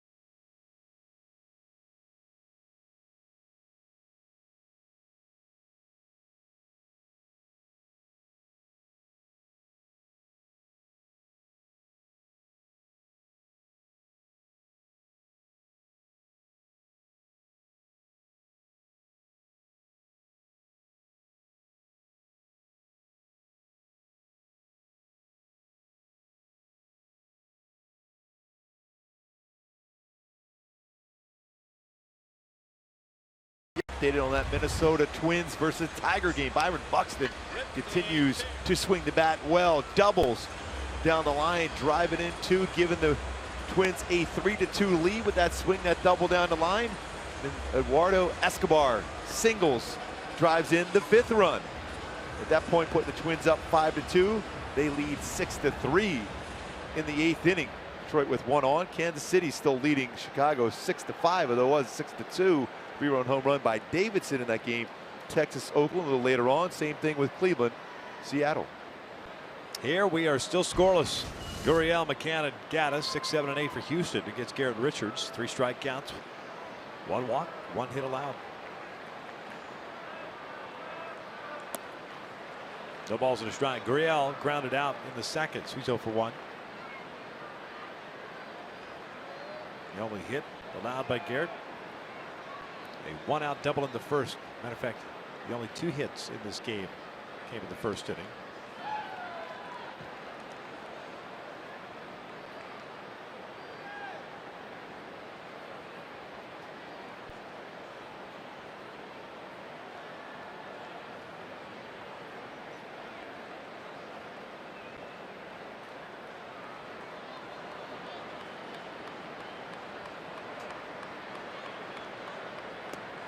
One and two. 3 straight sliders. You know what? I wouldn't try to sneak a fastball by him here. I'd try that slider again. Remember, there's been a couple times in the last homestand against Gurriel where you try to sneak a fastball by him behind in the count. He's hit the ball well up the middle. He punches this one out to right field. Is it going to hang up for Cole? It does. Nice play by Calhoun. Got a good jump on it. Fastball again. Try to sneak one by. He stays back on that fastball very well with good coverage. Hit that well. Good play by Cole Calhoun and right. That's pretty good coverage of a plate, especially after dealing with 3 sliders in a row. But he still hit that ball very firmly. The Cole Calhoun able to run that one down at the shoe tops.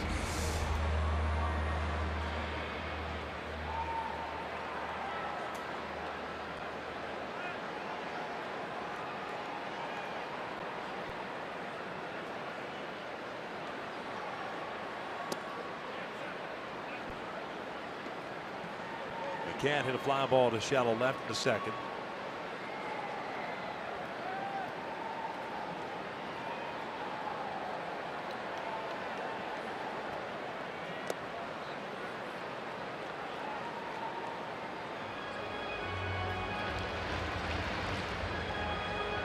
By the way, the White Sox taking a lead now over Kansas City, 7-6. Moncada with a 2-run home run for the White Sox.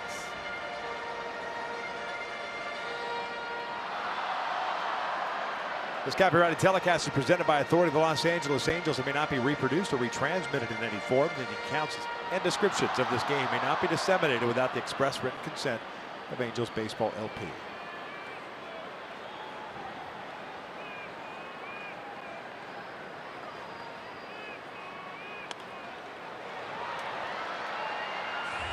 Two balls, one strike.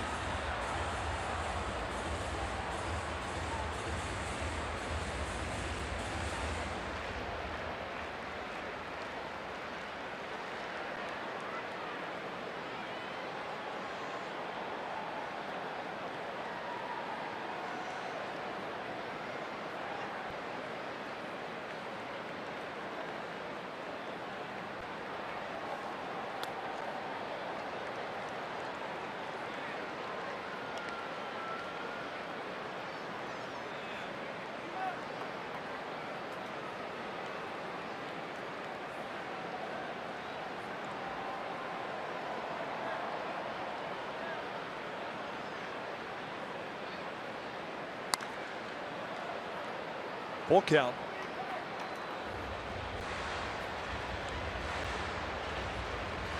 Fourth full count tonight for Richards.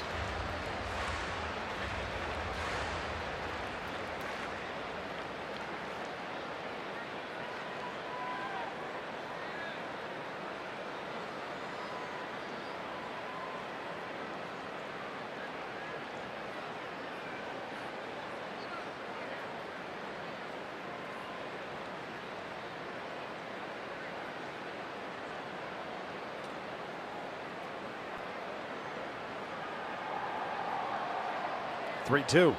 Popped him up behind the plate. Maldonado back toward the netting. And it's out of play.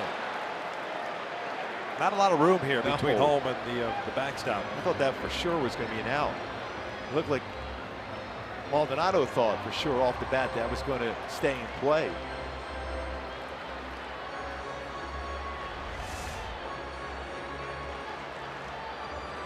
Just on the other side of the netting.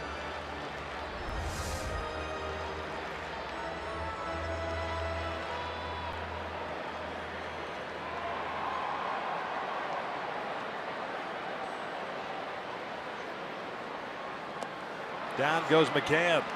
Two down. The nasty slider that was for Richards. Stayed on top.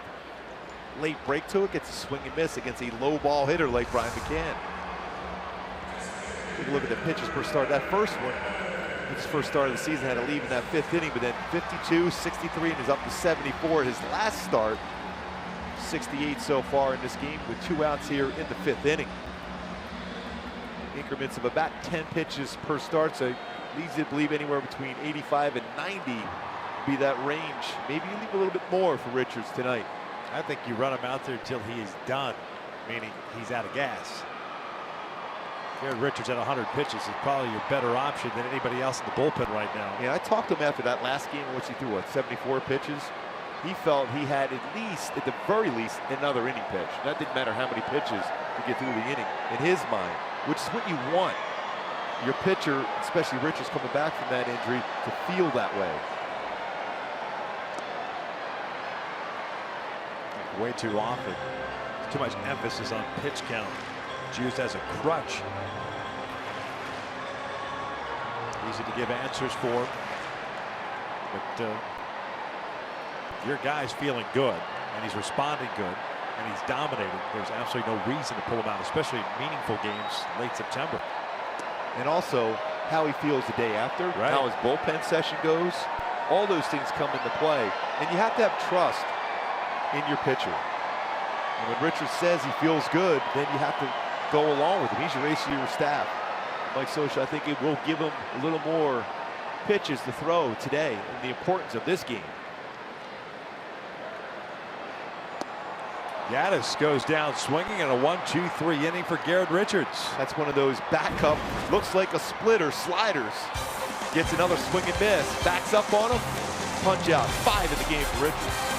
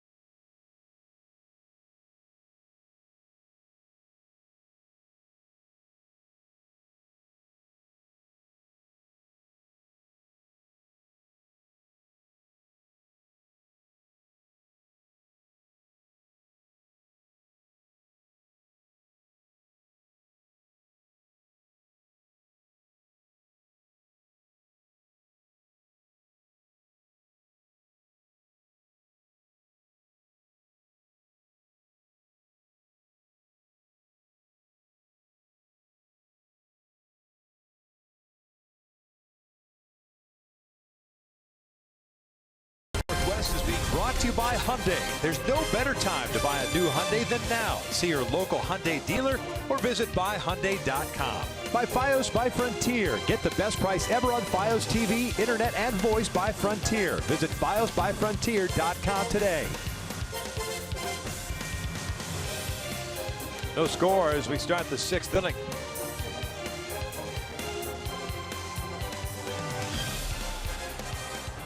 Maldonado to lead things off. 9-1-2. Maldonado pulls one down the left field line, and this one goes foul. New right fielder for the Houston Astros, Derek Fisher, replaces Josh Reddick. Maybe just an opportunity to get Reddick off his feet, perhaps. He's had a heck of a homestand. Yes.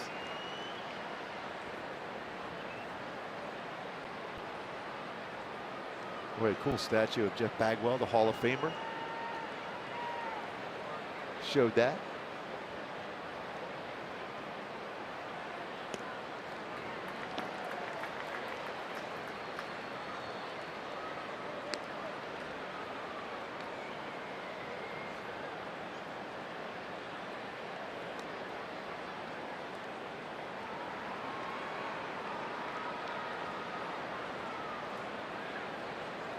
Maldonado grounded out in his first at bat.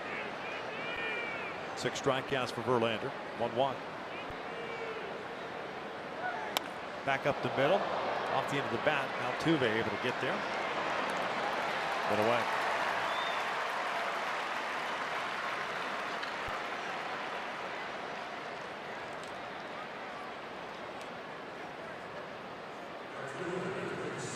Back to my Hyundai key for this game. Got me under pressure, trying to put pressure on Verlander. So far, Verlander has not allowed that to happen. It's the base hit, leadoff the game. First pitch by Cole Calhoun is at the plate now, and then a 2-out walk by Pujols. Other than that, no base runners to put pressure on Verlander, who's given up 9 stolen bases in 10 attempts. So you can run on him. Same thing with Brian McCann behind the plate, but you need to get some base runners.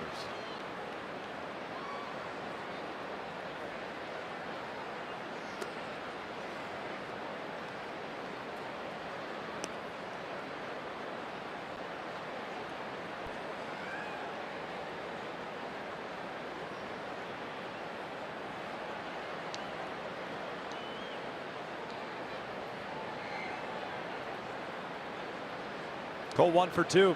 The only hit the Angels got, a base hit the left. The first inning.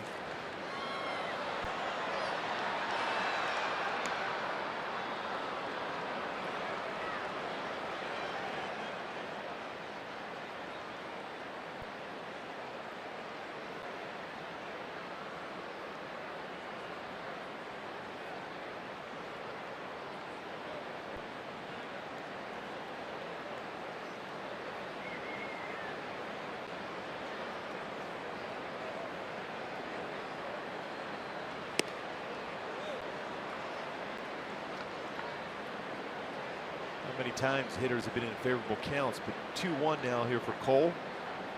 Hitters this season against Verlander, and these counts we put in play. 467 batting average against Verlander.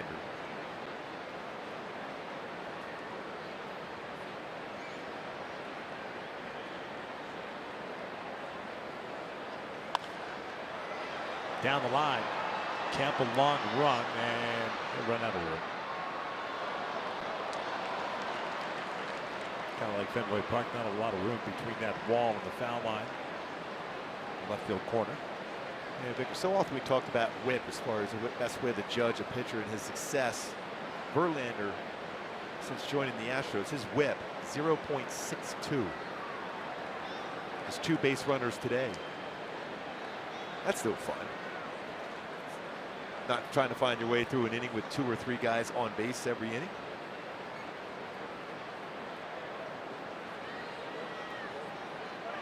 Ground ball towards short. Bregman, that's the third baseman. 2 down. They're trying to go the other way, like they did in the first inning. Yeah, I like what he was trying to do. At that time, Bregman moved over a little bit further towards the normal shortstop position, which he has played a number of games this season for the Astros, with Carlos Correa hurt earlier on.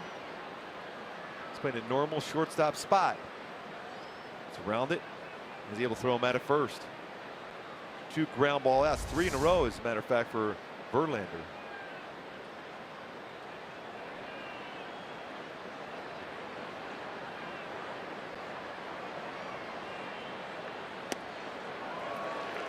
John 0 for 2 with a strikeout and a ground out.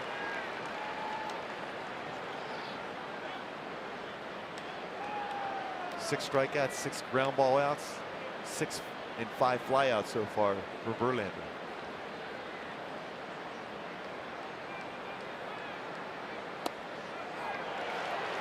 That's not a strike. That's off the plate to start with, ended up off the plate.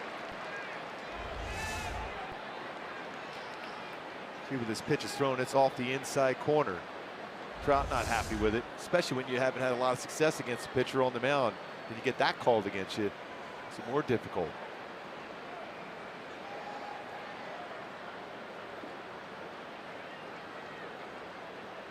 Oh, 2. Out toward right field. Fisher moving over. Never fails. New guy. Baseball will always find you. A 1-2-3-6 for Verlander. Still no score here in Houston.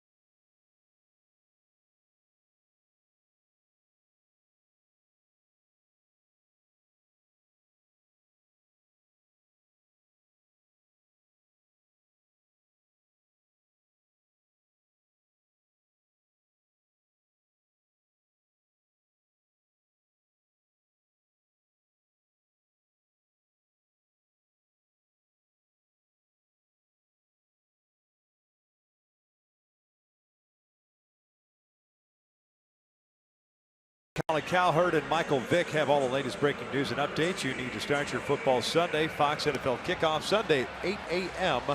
Pacific. No score here in the bottom of the 6th inning. Garrett Richards back out on the mound. We teased it early on as far as the pitching matchup between Richards and Verlander. They both have lived up to the hype. Richards with 5 strikeouts, 1 walk, 1 hit allowed. It was a double to Josh Reddick in the 1st inning. And here in the 6th inning, Houston will send up 9-1-2. Kemp, Springer, and Fisher.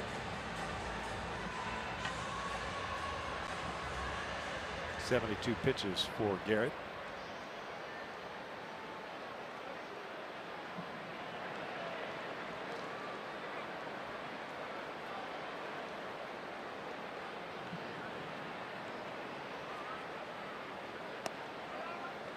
Kemp lofted a fly ball to left field in the 3rd inning, 0 for 1.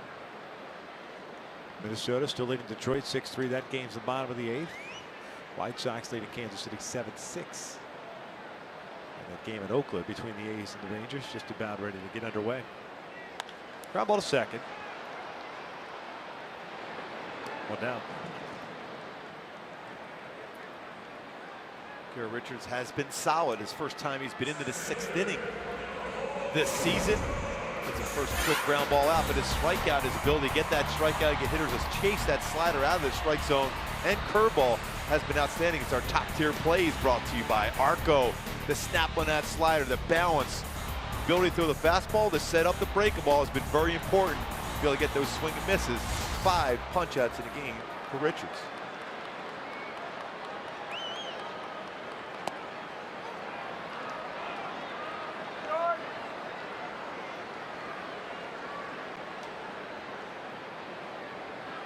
Springer, a fly ball to center and a ground ball to second.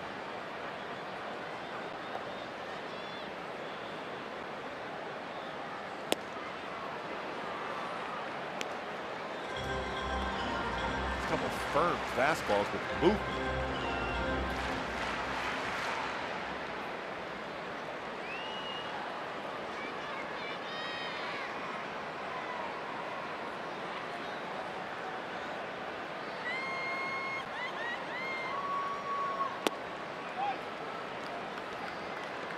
After two fastballs like that and a slider, hard slider, that's a pretty good take by Springer. Thinking the same thing. How do I you? don't know how you not swing at that. You're in protect mode. You know. Plus you don't want to get beat by 96, 97.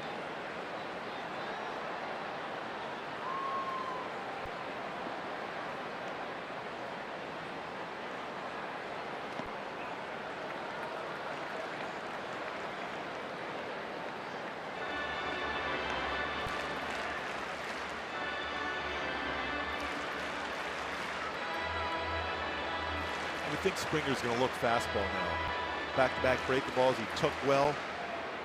I'll be thinking in terms of a fastball. I still think you get him to chase a slider here.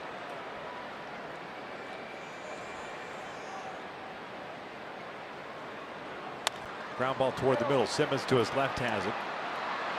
Nice pitch there. Gets a ground ball out on a slider. 2 down.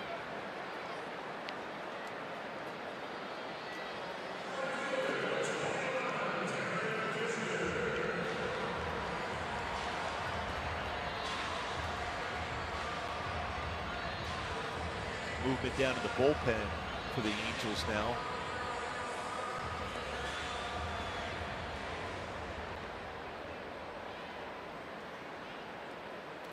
Smero Petit loosening.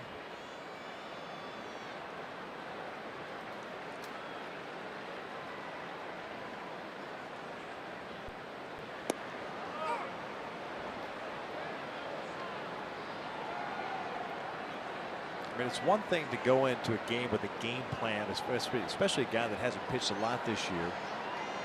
But it's another look at exactly what he's doing with a full lineup and just absolutely dominating that lineup. We talk about a lineup that it's at the top in almost every offensive category. As a team, hitting .281.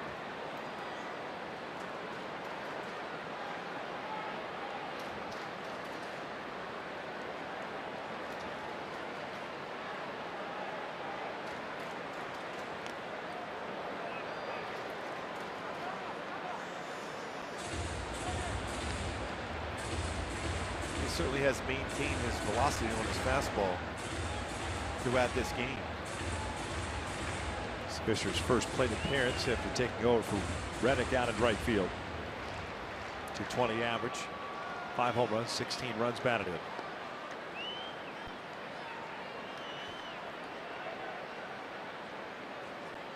The game in Detroit is a final now. Minnesota wins again. Here's the 1-2. Slow breaking ball, high. 2 balls, 2 strikes. Talk about responding after getting swept in New York. Winning games you're supposed to win. That's what Minnesota's done the first 2 against the Tigers. Even though the Tigers had a winning record against the Twins coming into that first 2 games of this series of a 4-game set. Full count.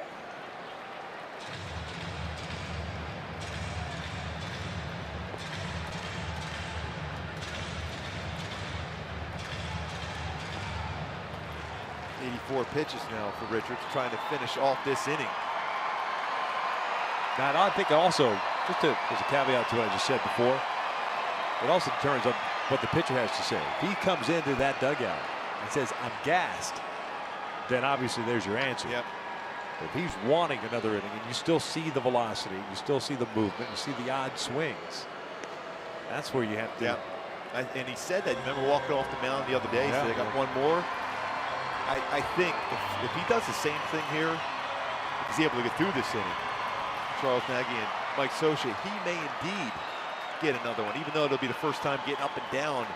If he gets back out 7 times into that 7th inning, if he gets through this one.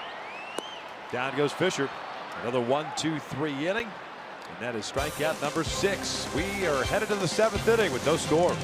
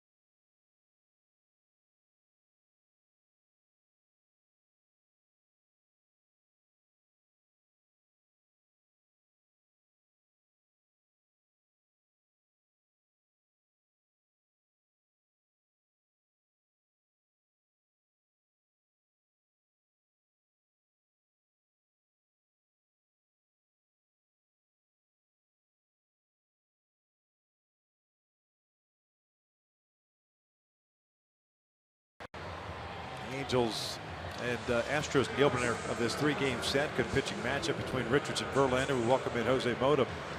And Jose, you're down in the dugout area. We just saw Garrett come off the mound. It looks like he's getting fist bumps. He's done. It looks like after 84 pitches. It's a shame considering how good he has pitched tonight and how dominant he's been against this Astros lineup. Oh, no doubt, but you're considering he's giving the Angels again a chance to win ball games. He goes out there and is very economical, and hopefully the offense here can go out there and pick him up. Upton, Pujols, and Phillips for the Angels here in the 7th against Verlander. What's amazing is, Victor, how smooth his mechanics have been since he took the mound again after missing all that time from his time in Oakland. Yeah, Jose, that balance he's had over the pitching rubber, able to throw his breaker ball, whether it's his curve or slider for a strike, and then have that wipeout breaker ball out of the strike zone, and even making Altuve shake his head walking back to the dugout. Jose, we almost needed your glove up here, by the way, to make that play. That was close to us. Gloves are needed. These clanky hands, welcome those. Yes.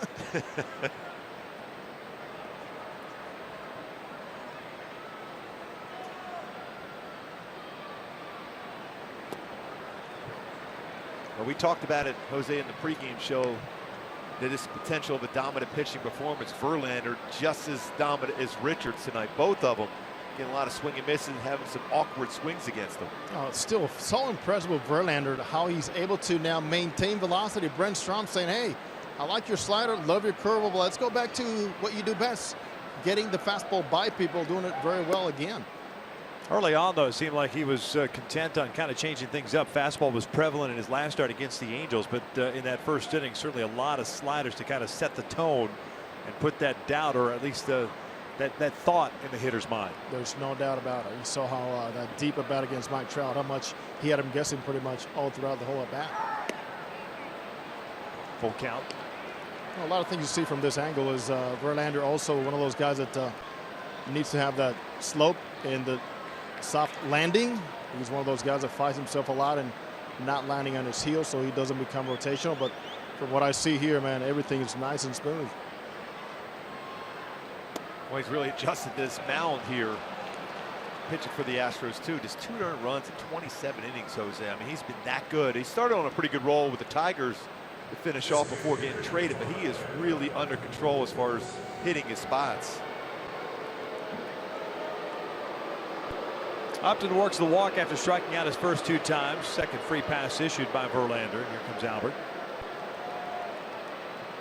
Well, the time is now, and Albert has to take a note out of how Verlander approached Upton in that at bat. His focus should be only fastballs away to stay on the breaking ball, but certainly just right center field and react to the inside pitcher.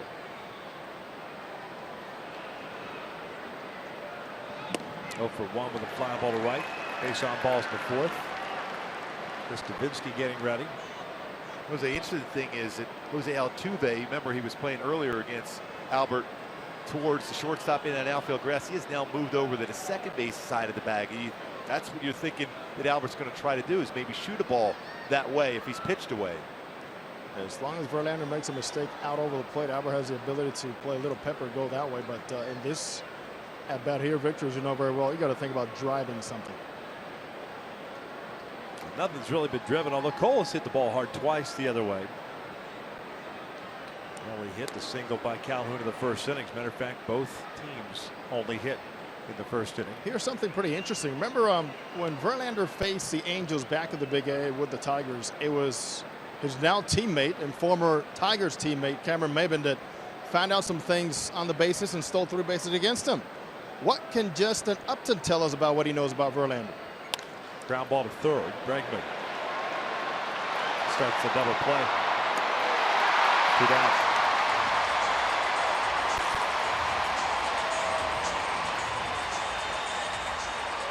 That's almost plays in exactly what you were talking about, Jose, having Justin Upton on the move. Especially when you're struggling as an offense, you have to sometimes do those things. And Upton, with 11 stolen bases, has pretty good speed. But because he's staying there waiting till the end, it ends up being a 5-4-3 double play. Victor, as your dad will tell you, in the old days, you would have no chance of turning that double play with somebody bearing against you. But now you know the runner can only go in one direction, and that's towards the bag. Yeah. That's the way the game is played now, that's for sure. Altuve was hanging around like nothing was going to happen to him because, of course, he knows nothing can happen to him. And that was a changeup, double play right there.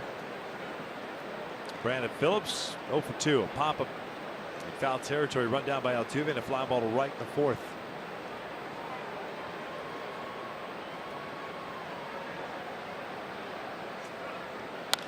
Out to right. Fisher has to go back on it as a beat. And the Angels are done here in the 7th. Stretch time. And we're still scoreless.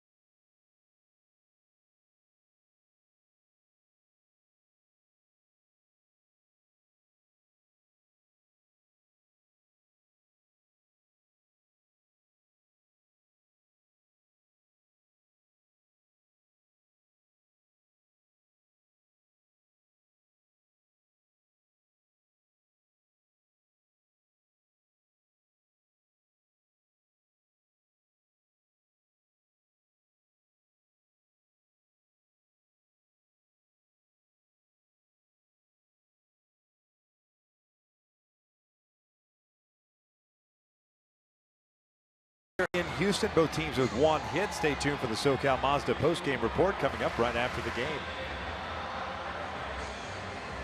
Garrett Richards no longer in the game. 6 innings, 1 hit, 6 strikeouts, 1 walk, no runs allowed. It's just Merrill Petit taking over on the bump. Petit pitching in his 57th game. 5-1 with a 2.37 ERA. 94 strikeouts, 16 walks, In 87+ innings, he's going to get Altuve, Gonzalez, and Bregman. The Astros have the 7th. Let's see another bounce back game. He has been so good this entire season. A tough one last time out. A tough spot right here again tonight. And it's a tough part of the order for the Astros, though. But Jose, he's been very, very good.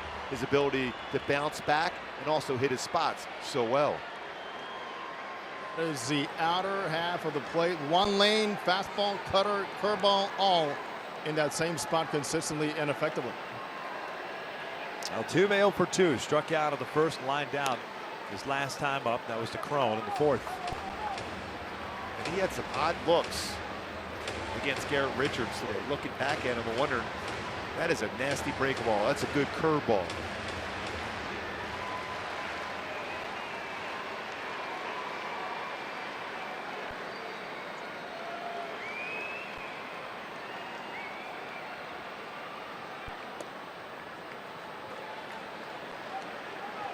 Well, one thing, Mark, that we're certainly going to look at post-game is the different looks now that Garrett Richards is able to give his breaking ball. Sometimes it seems like a little cement mixer is working effectively for him, too. Yeah, we were talking about that, Jose, Victor and I, about it. Almost looks like a splitter at times with his slider going down and in against the right-handed batter instead of that customary down and away. That's pulled to left field. Lead off single to start the 7th. Okay, it was an off-speed pitch that was up.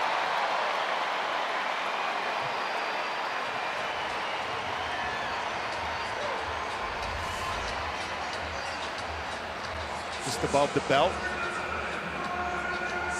That's how he's impressive as far as his plate coverage for Altuve. Jose, from an offensive standpoint, you see a guy that's on the mound for 6 innings that's dominating, right? You're coming to the plate and you're like, uh-oh, I got my hands full. You see him no longer in the game. Does it change your mindset? Does the dugout change a little bit when you see that guy that's been dominating is no longer pitching? Definitely, because everything so much about hitting now is based on stuff. Somebody's stuff. How is it today? Well, obviously, Garrett Richards had A+ stuff today. You see a guy that's going to come out here and not try to fool you with velocity or try to elevate and get you to chase out of the zone. It's all about control for Petit. And you as a hitter, you can bear down a little bit more and even take more aggressive swings, as you saw there from Altuve. It does change it. And you got to pay attention to Jose at first base. Altuve, that is. Our Jose is down to the third base side. We know Jose is quick with good coverage. That would be quick to get from that third base to first base. He might steal some gum. That's it. Altuve will steal second. Jose's going to steal some gum. Petit has allowed 3 stolen bases in 5 attempts. Has 1 career pickoff.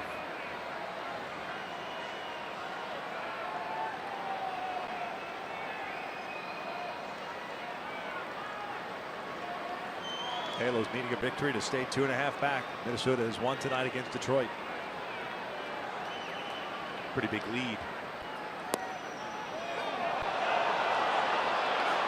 And Jose, as a base runner, you were a pretty good base runner back in your day. What do you look for a pitcher? You got a good angle right now on Yasmera Petit. As he gets that call lower part of the strike zone, it was in the strike zone. Gonzalez didn't like it, but it was a strike. What do you look for? Yeah, by the way, first of all, great job Maldonado funneling that pitch in there and getting the call. I'm looking for Petit to see if he's going to step off, number one, but also I want the times. As it varies from the last time I was at first base to now. What are the latest timings that we have on Petit deciding us how far I get? Because Altuve's been getting, as you notice, a late lead for a reason here. And when you see that, Jose, I personally think he's trying to time you, so the longer you can hold the baseball, he starts out with a short lead, he'll try to get a bigger lead. He's trying to time you. If you can hold the baseball, that'll generally stop the base runner. Correct. Freezes you. So watch Altuve how late he's hitting his lead here.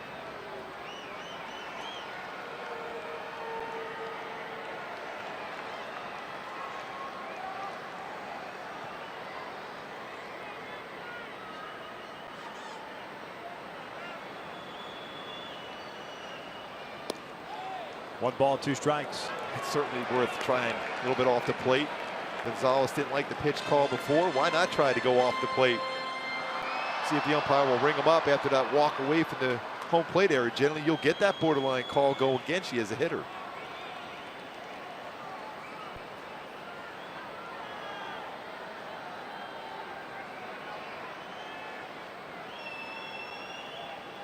One and two. Gonzalez struck out in the first, walked in the fourth. They'll check in on Altuve. So Victor, you yourself spend some time on the mound. The best way to offset what Altuve is doing right now, go out there and get set quickly and deliver home, because by the time he's still trying to time you with his lead, he's not going to be able to even plant that right foot. Altuve here. He's still on the bag. Yeah, watch this. Get set and go.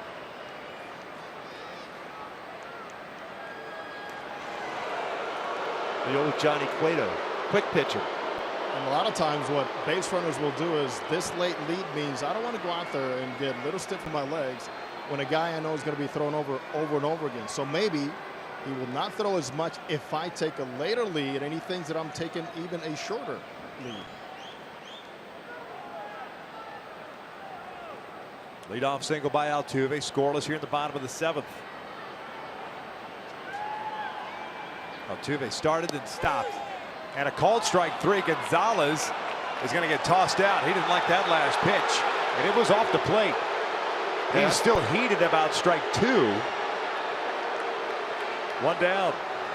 You know what? That one strike was in the zone, but that was a little bit off the plate. That's a veteran on the mound knowing that you may get one of those calls. And also, solid job by Martin Maldonado again. The presentation of a pitch. Well, that's crossing the line by drawing a line. You're done. He knows he's done the minute he draws a line. And with that helmet toss, he might see a couple games suspension. AJ Hinch has been tossed as well.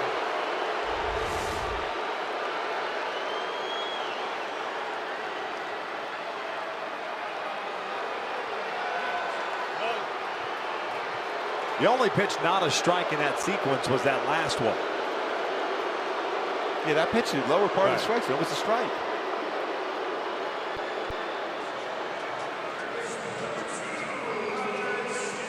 Halos will take it. One out, one on. Alex Bregman coming up.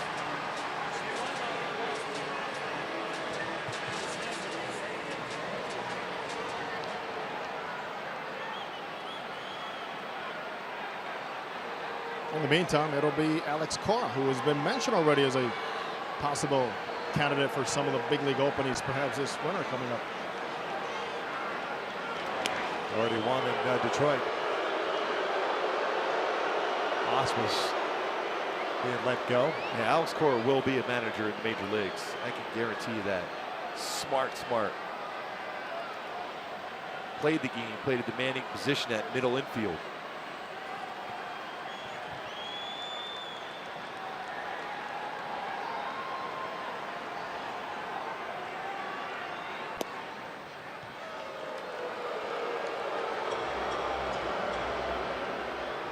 Here's one thing Altuve is doing right, which is even just as a threat, he is trying to get more fastballs for his hitters. Remember, the Astros are slightly better offensively on the road. Any edge here with some fastballs is mighty welcome. Altuve on the move. The pitch downstairs to third to second, and Altuve is safe.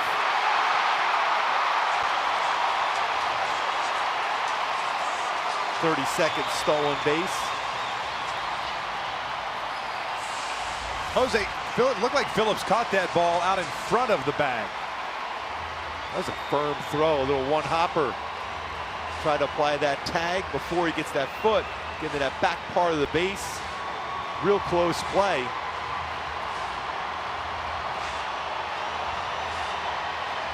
It's one of those times when you as a middle infielder, your priority is to make sure that ball does not land in center field under these conditions and the way this ball game's going. So for Phillips, also making sure the ball on one hop, you just don't know which direction it's going to go. Once it hits the ground, it could go right into the runner and, of course, out in the outfield.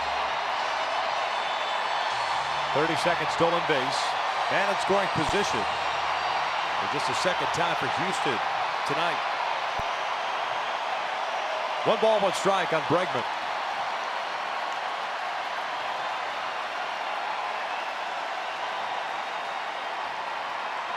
I think you really have to keep an eye on. You have to bury that look back to second. Altuve will try to steal third.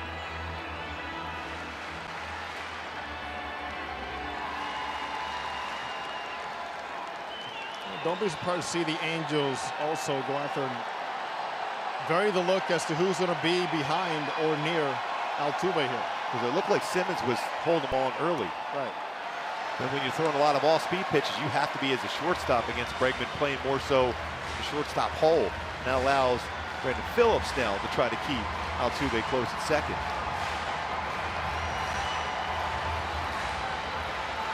This place has gotten loud all of a sudden, Jose, after that stolen base by Altuve. They're striking pretty good down here, I'll tell you that. Last weekend at home, regular season for the Stars. 3-1. Breaking ball, and he walked him. 2 on, 1 out. Gurriel coming to the plate.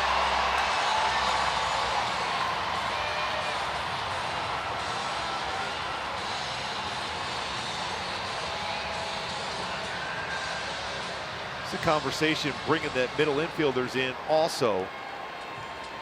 Try to keep Altuve close, but also always that possibility that Altuve's leaning back towards the base on a pitch in, leaning towards third on a pitch away. All those things come into play, Jose. And he's got a pretty decent rookie up to bat. The guy that was on our spotlight today, Mark, our pregame show.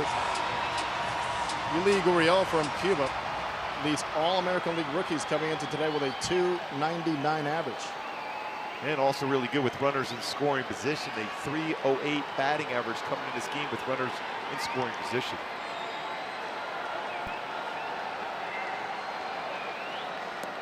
One ball, no strikes. Action in the Angels bullpen.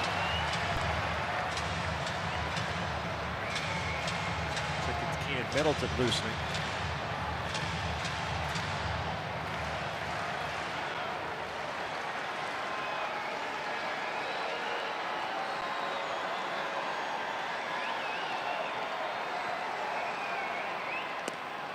Two and out.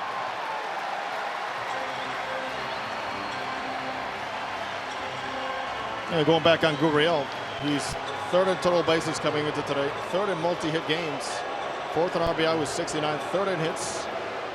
And Victor Noel, a seasoned veteran back in Cuba from the National Series, Serie Nacional. He, to me, is the best player internationally they have ever had in their history. That's saying something considering the number of players that have run through that system.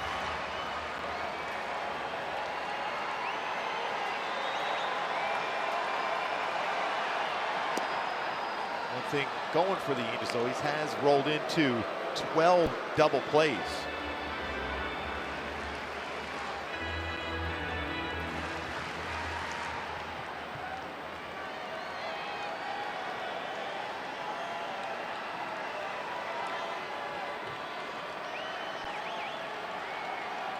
Two on, 3-1.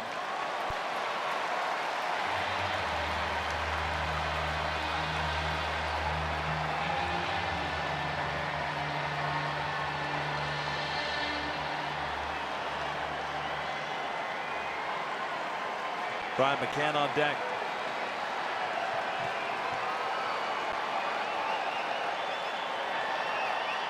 That's out toward deep left center field. Upton and Trout going back, and that one is gone. A 3-run home run by Yuli Gurriel. 3-0 Houston.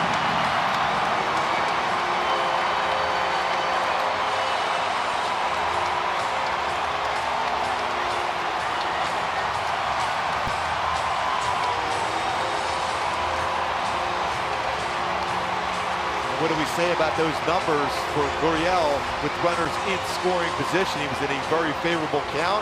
He got a fastball, hard of the plate, stayed back in that drive towards the baseball, 3-run home run. Hit the ball hard, last at bat against Richards on a fastball. Now Altuve excited about that swing, 3-run home run for the Astros. Pitching change here in the 7th. Houston Up 3-0.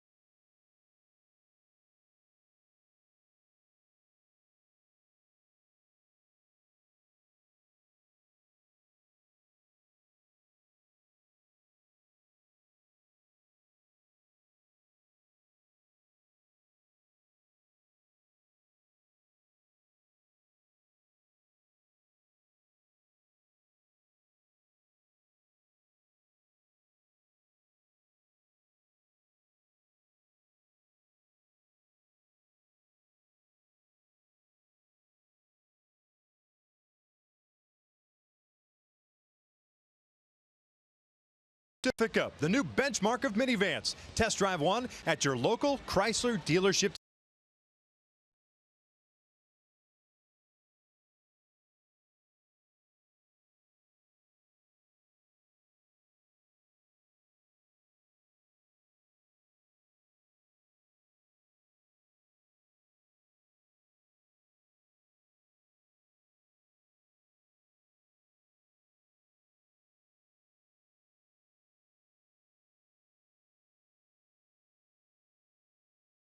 Sports West is being brought to you by the all-new 2017 Chrysler Pacifica, the new benchmark of minivans. Test drive one at your local Chrysler dealership today. By Mercury Insurance, we're on a mission to save you money. Log on to mercuryinsurance.com to get a fast free quote and see how much you can save. 3-0 Astros, bottom of the 7th inning. Merrill Petit is no longer in the game, and it is Keenan Middleton taking over. Yuli Gurriel with a 3-run home run. Jumped on that 3-1 pitch, and it may have been Petit's last batter if he had walked him. With McCann coming up, figured that Socha would have gone to Middleton at that point. That's the second consecutive outing for Petit, where he's just not been as crisp and as clean as we have seen all season long. Already career high as far as innings, appearances for Petit in that relief role. It's back-to-back games in which he's made a couple mistakes. We haven't seen that the entire season. So again, it's bound to catch up with a lot of the arms in the bullpen. Yep. I mean, it's no surprise. I mean, you've got guys, because of the rotation issues and the injuries, that have just logged a ton of innings and a ton of situations. And it's not just game innings, it's the throwing on the side, the bullpen, the flat work. All that stuff adds up, especially you get late in the season. Especially when you're not used to that. You've been a starter a lot of your career. And Jose, you almost feel as if there's a little bit of difference as far as crispness in his pitches now, the last couple of games out. Oh, there's no doubt. They have all the information being put out by scouts and advanced scouting and all the analytics to tell you exactly what is happening, if there's any zip. I mean, right now with TrackMan, they can go out there and track everything from the velocity leaving the hand to any zip and velocity approaching the hitting area. And when there's patterns, as I mentioned, he stays in one lane, and you make a mistake just 2 or 3 inches off of that lane, middle of the plate, and you're going to pay a price.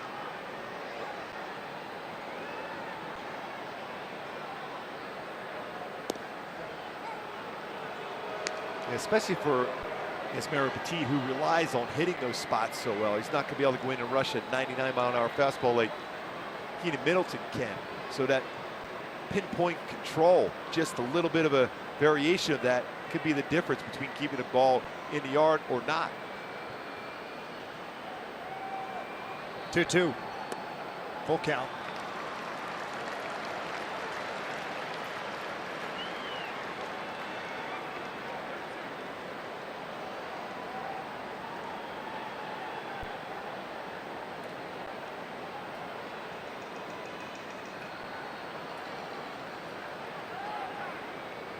Gaddis on deck.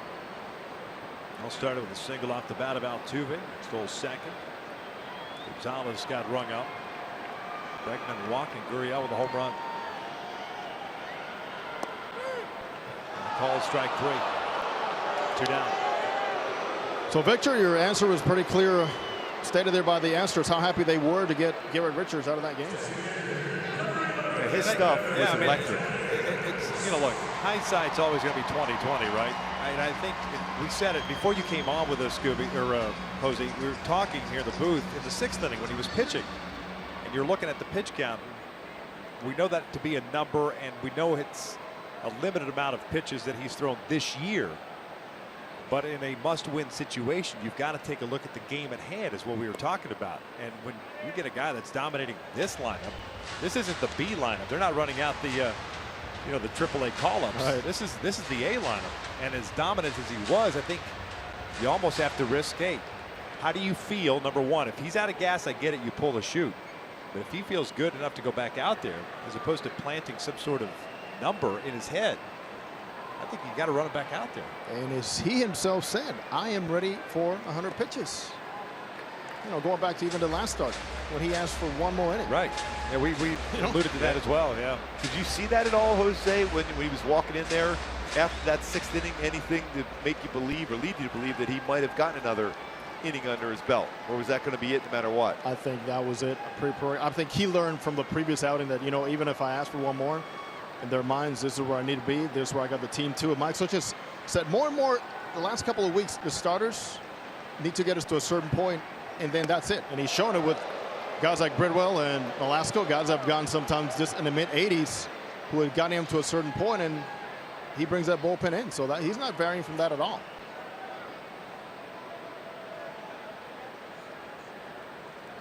Gaddis 0 for 2 with a fly ball to left and a strikeout. 3-0 count. I believe he'll be swinging 3-0 here, though. Maldonado shake the head. Still going to probably go with a fastball here.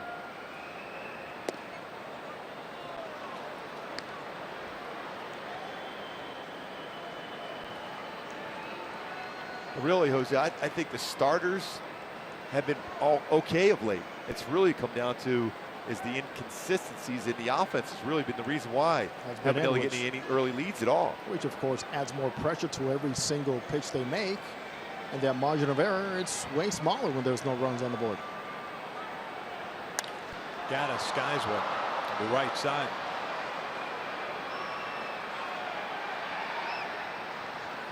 Inning comes to an end, but the damage is done. Yuli Gurriel, a 3-run blast to left center field, gives the Astros a 3-0 lead as we head to the 8th.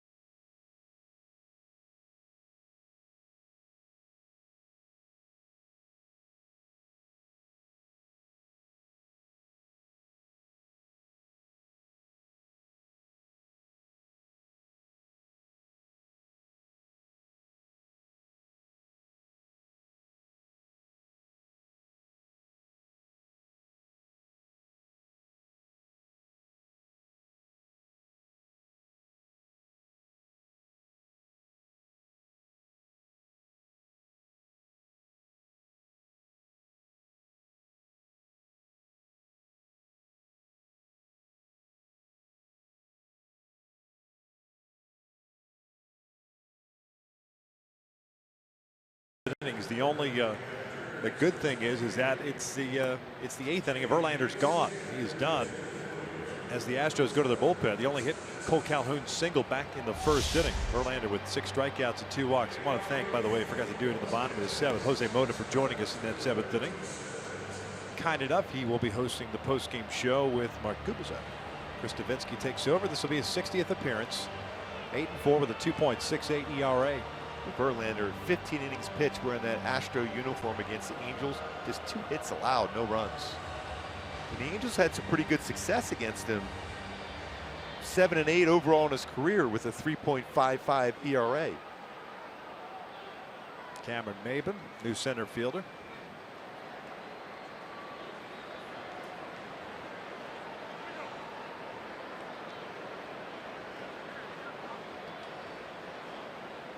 Simmons pulls one down the line, foul. A couple of other changes with Marwin Gonzalez being ejected. Bregman moves over to short. J.D. Davis takes over at third.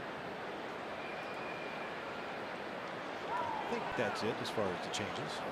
The birthday boy Carlos Correa getting a complete day off.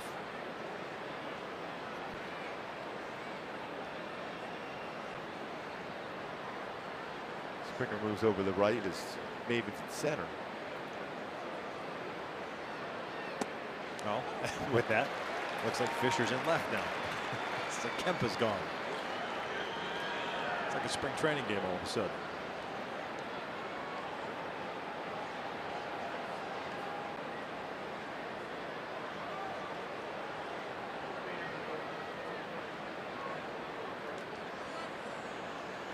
Vinsky's fastball is 92-96, curve, slider, plus changeup.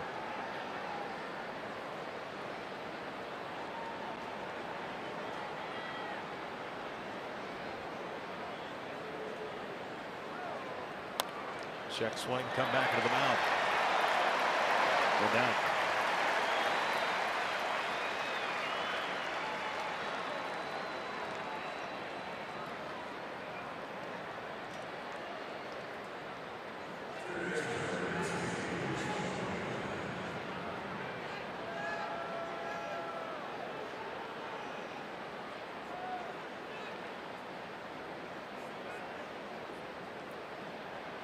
Devo fans, Chris Davinsky. Luis Valbuena for 2 with a couple of strikeouts.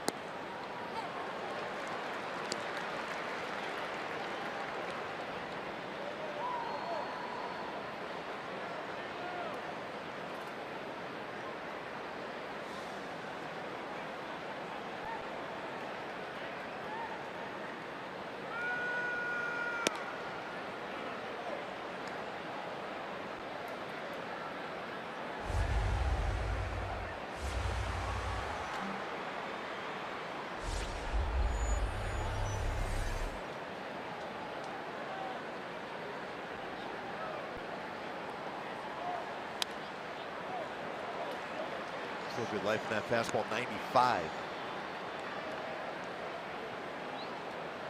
About 50% of the time he'll throw his changeup on a 1-2 count to a lefty.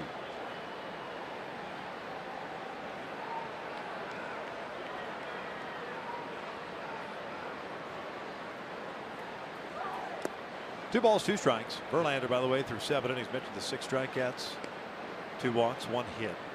4 starts now with Houston. 28 innings of work, 11 hits, 32 strikeouts, 5 walks, and a .64 ERA.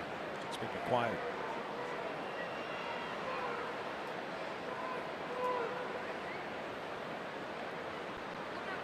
Time called at the last second.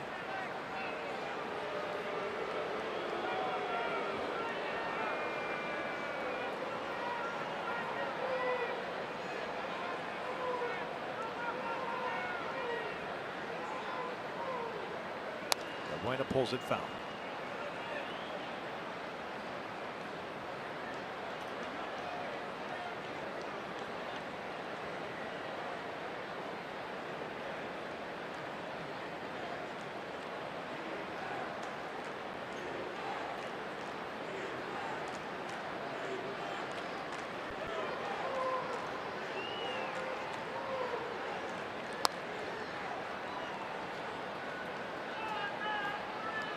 Starts that changeup, middle of the plate, and then drops it out of the strike zone.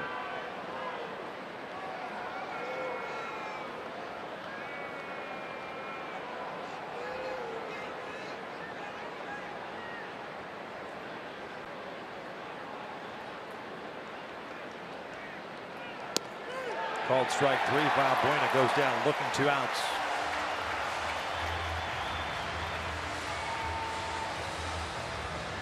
swinging at some changeups. Paints the outside corner. We're close to that outside corner with his fastball.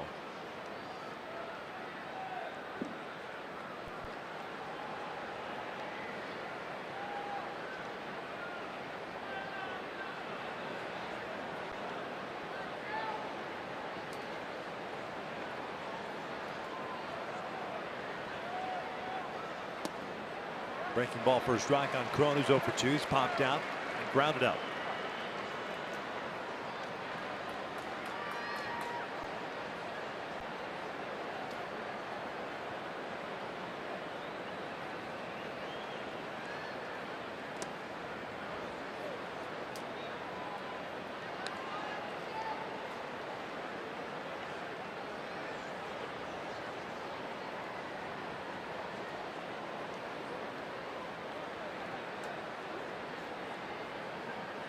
One ball, one strike, 2 outs here in the 8th. Cron lifts one out to shallow left. Fooled on the off-speed pitch. Fisher squeezes it and we'll head to the bottom of the inning with Houston on top.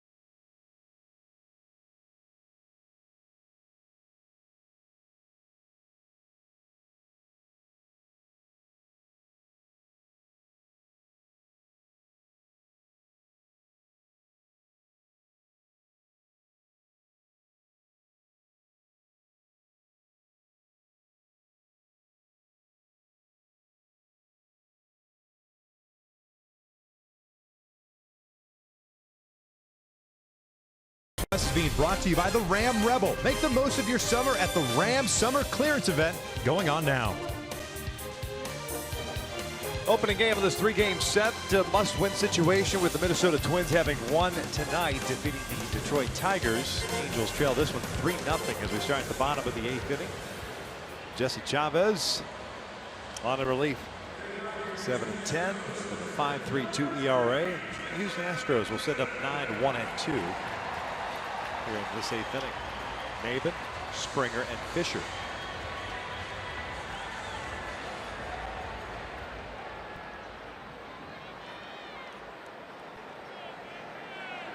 Maben's batting average .225 on the season. 132 since joining the Astros.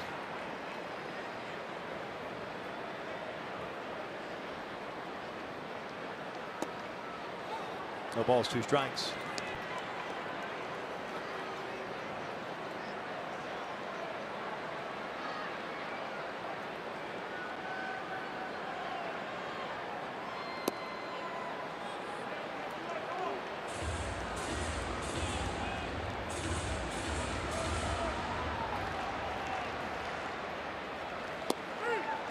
Down goes Maben, 1 away. Hey, watch the drive to the pennant with MLB.tv every night on every device. Watch every out-of-market regular season game live. Plus, get a free subscription to At-Bat Premium, the #1 app for live baseball. Blackout and other restrictions apply. Go to MLB.tv for details. Chavez taking over from Middleton, who came in and got the final 2 outs of the 7th inning.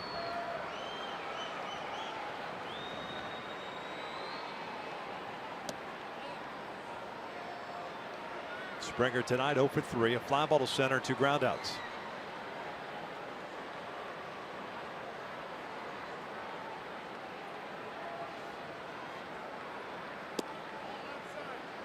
It's a little bit off the plate. Giles getting ready, their closer for the Astros.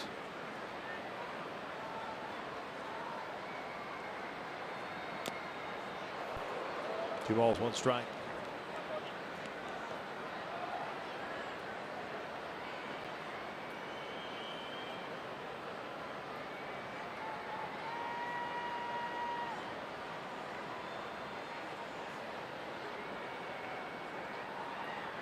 Ground ball to short.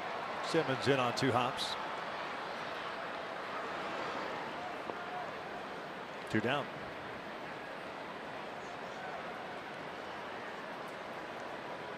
0 for 4 tonight for Springer. Really, you look at up at the score, just 3 hits for the Astros. The big hit, here we are, a 3-run home run. Richards was outstanding in 6 innings. The Angels, just 1 hit.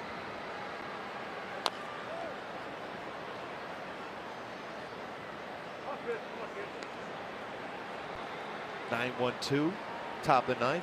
Ben Revere more likely. He was out on the on-deck circle last half inning. They're leading off, pinch hitting for Martin Maldonado to try to get it going. Fisher took over defensively in right field. Now the left fielder. 0 for 1 with a strikeout. No balls, 2 strikes.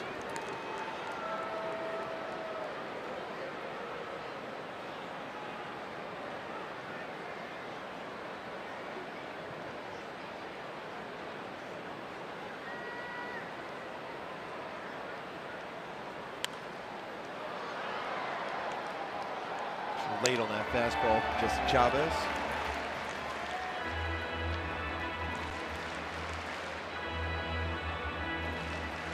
A bullpen game tomorrow. Bud Norris getting the start for the Angels.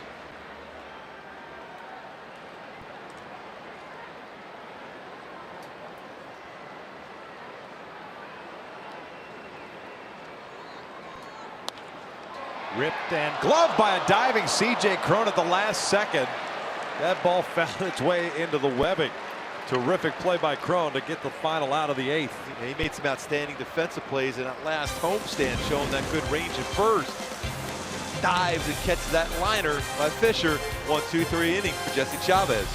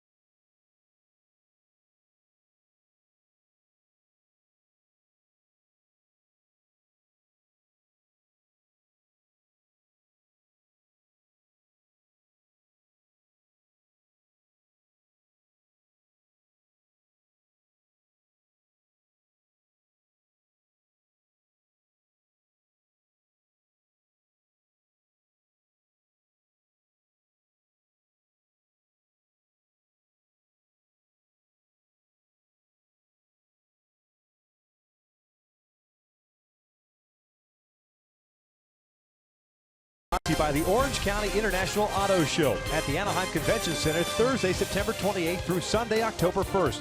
Visit AutoShowOC.com for tickets. Top of the 9th here at Minute Maid, 3-0 Astros. Yuli Gurriel's 3-run blast in the 7th inning. The difference in this one, the Angels with just 1 hit. will have 9-1-2 to face the closer for the Astros. It's Ken Giles pitching in the 61st game. 1-3 mark and a 2.41 ERA. He's going to face Ben Revere to lead things off here in the ninth, followed by Cole Calhoun, then Mike Trout.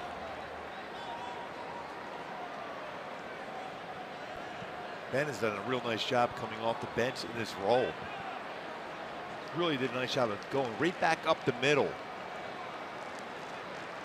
Not trying to pull the baseball. Had success lining in the center field.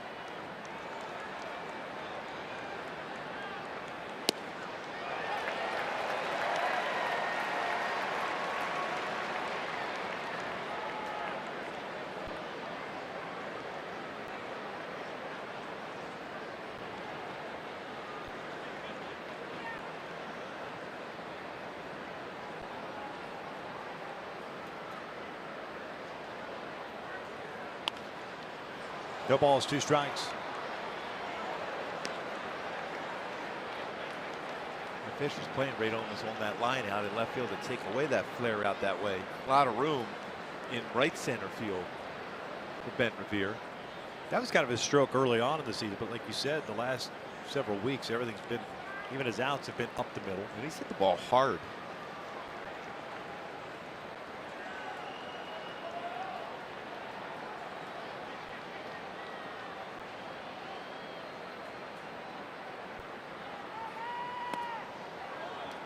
It's not easy when you've been pretty much an everyday player to all of a sudden to settle in on this role with that position of adjusting up and out in left field. Your bat's taken away, but it's really realized how important it is his role, and that means getting on base late, creating havoc, scoring some runs.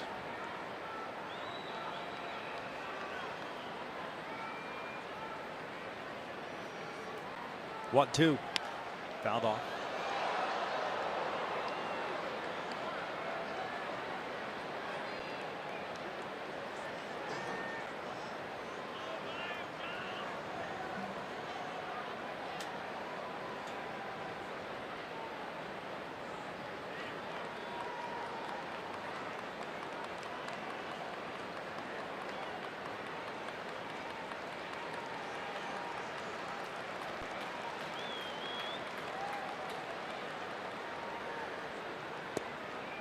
Missed outside. 2 balls, 2 strikes.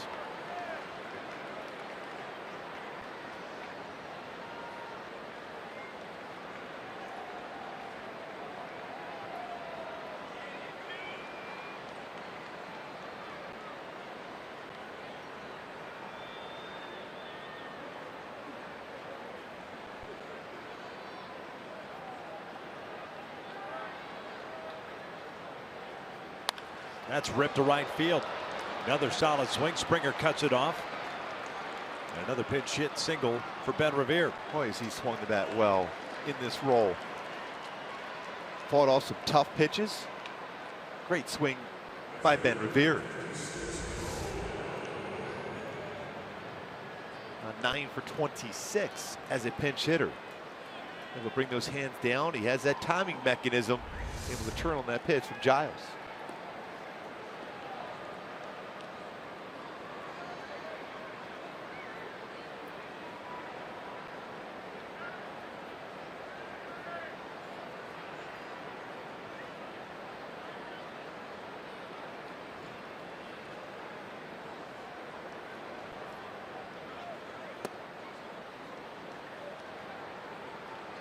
Cole 1 for 3. Singled in the first, struck out in the third, a ground ball to third in the 6th inning.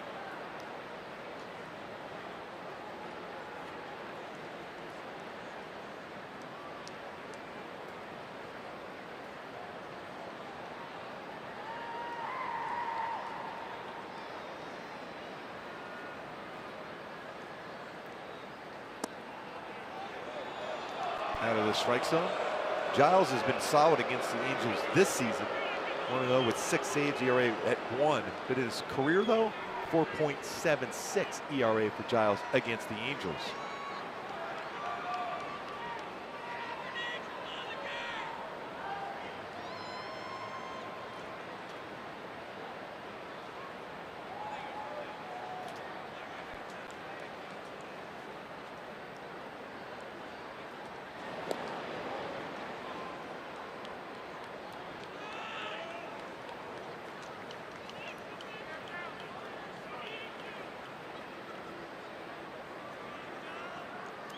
Leadoff single for Revere, the pinch hitter. Trout's on deck, followed by Upton.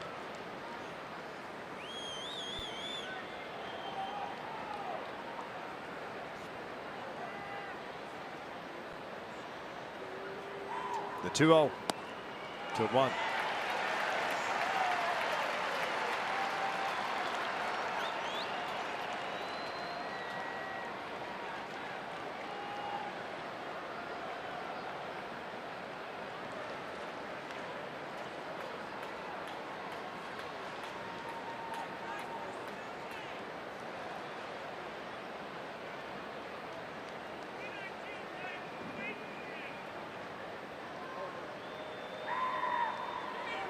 There goes Revere. The pitch downstairs. The throw is not in time. Stole a base.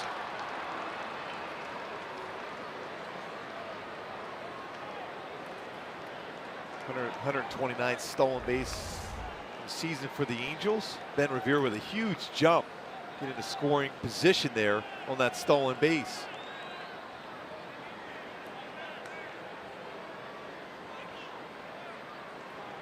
A little dangerous the way that he kind of went in to dive closer to Bregman, allowing him perhaps to even get close to a tag. You see that so often. That throw runs back towards the dive, and head first dive, and you're able to tag him on the leg before you get the hand in.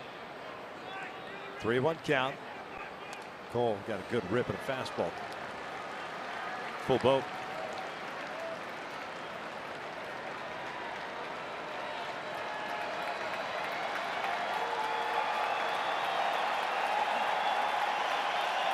First stolen base of the season for Ben Revere. Look at get on base. Trout would represent the tying run at the plate if Cole can get on.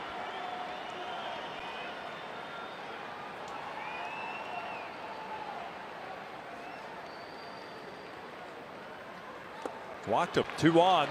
Nobody out. Tying run coming to the plate, and Trout. That's all you can ask for in the 9th inning.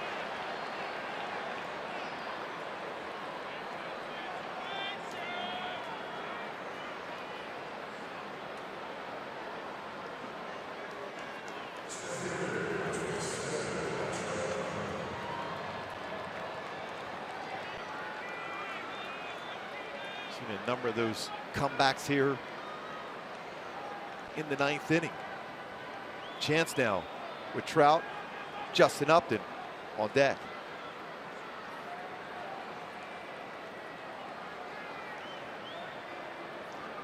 So Alex Cord now the acting manager with AJ Hinch thrown out of the game earlier.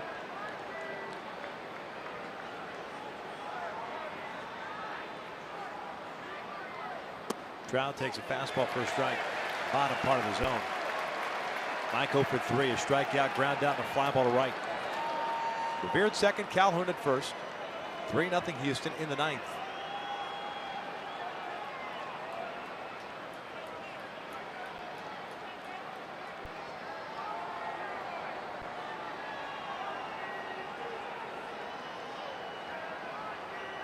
Pulled foul, just wide of the bag at third.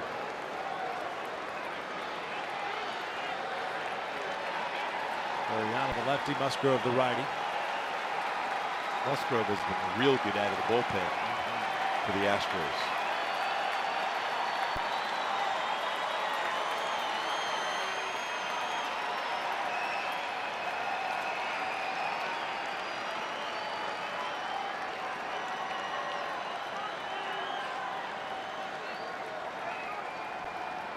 The 0-2 upstairs.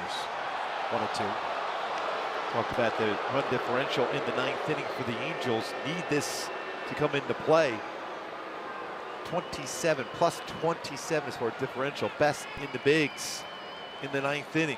Need at least 3 to tie it, 4 to take the lead.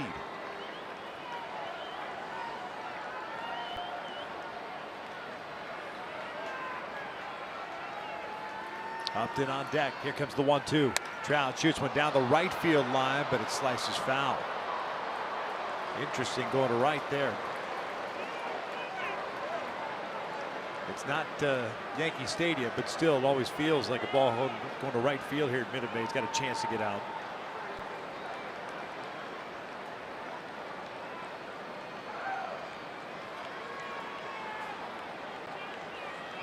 So the count remains at 1 ball, 2 strikes. 16 pitches thrown by Giles so far.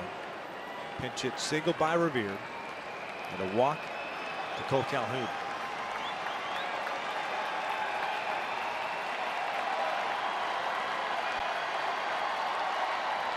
Trout loops one out towards second base. It'll fall in there. They flip it to Bregman. He fires to third. Now they've got Revere to run down. Cole Calhoun is walking across the infield. Trout will reach on the fielder's choice, is what it'll turn out to be in a double play. It's really a tough play if you're Ben Revere. You don't know if that baseball is going to be called or not.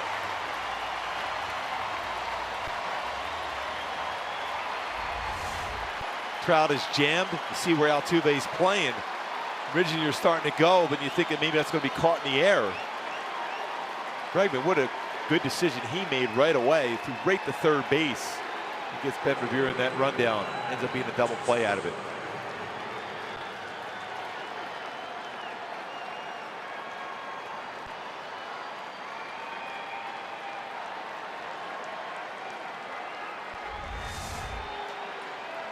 What would they challenge here?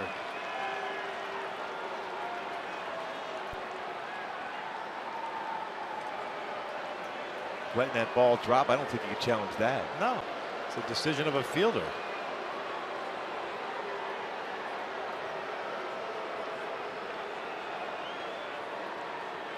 You don't have to catch a soft liner. We saw that earlier with in the last homestand.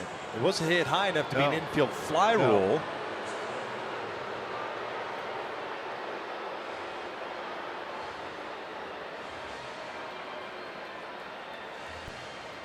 I think that's a smart play on the part of Altuve, especially when you got base runners kind of frozen. Yeah. And Bregman, I tell you what, Bregman, the presence of mind to spin around. Yes.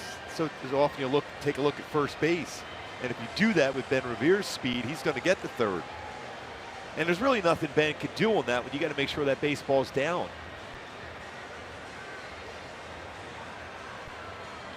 And that baseball wasn't hit high enough, I don't think, where you can have a infield fly. It was just a semi-line drive.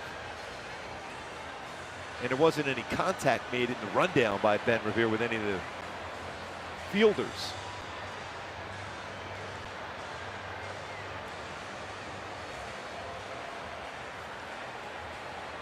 Challenging, apparently, according to our truck, if there's an out at second, it's a force out. Yeah. Bregman was right on the bag. I'm not sure what.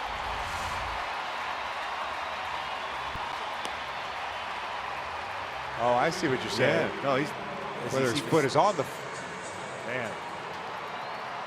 Then he stepped on the base anyhow there. Yeah, exactly. He didn't get it initially, it looked like. He's off the bag there. Now he steps on it and then throws. Yeah. By chance. I don't think that was by design. No. That was his pure luck that he stepped on the base. So 2 outs. Trout if he first. doesn't step on it, I think they can call him safe at second. Trout takes off, indifference, moving to second. Then you still have that same scenario, first and second, with 1 out.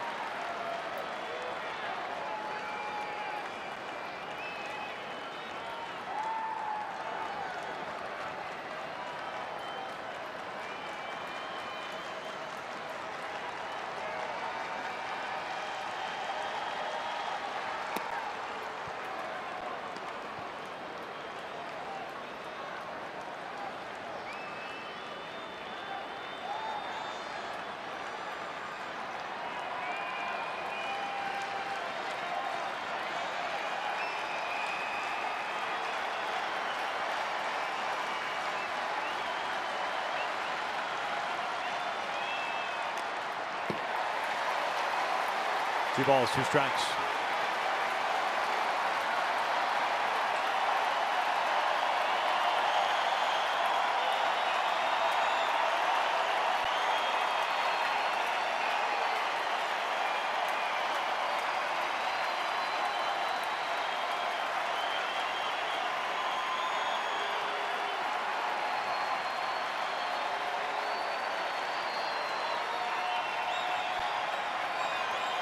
2-2. Pujols on deck.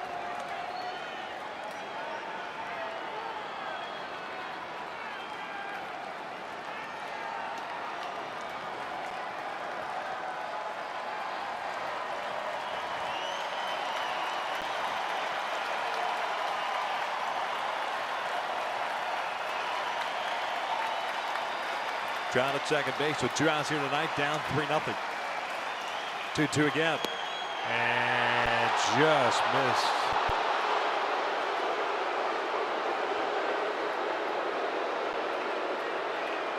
Slided this a little bit off the plate.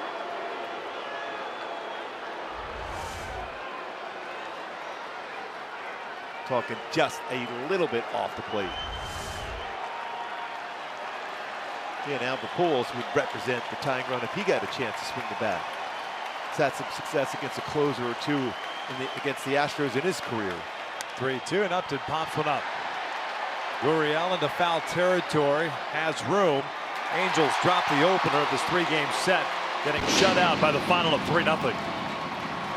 It's the 13th shutout, 3rd time against the Astros. And now it's time for the Land Rover above and beyond player of the game, Yuri Gurriel. The 3-run home run, all the scoring. Look at 0-0 tie, 18th home run. Season talk about his batting average with runners in scoring position this year. 308 added on there with that 3-run home run. 3-0 Astros win it. The Angels now 3.5 back for the second wild card. We'll be back to wrap things up right after this.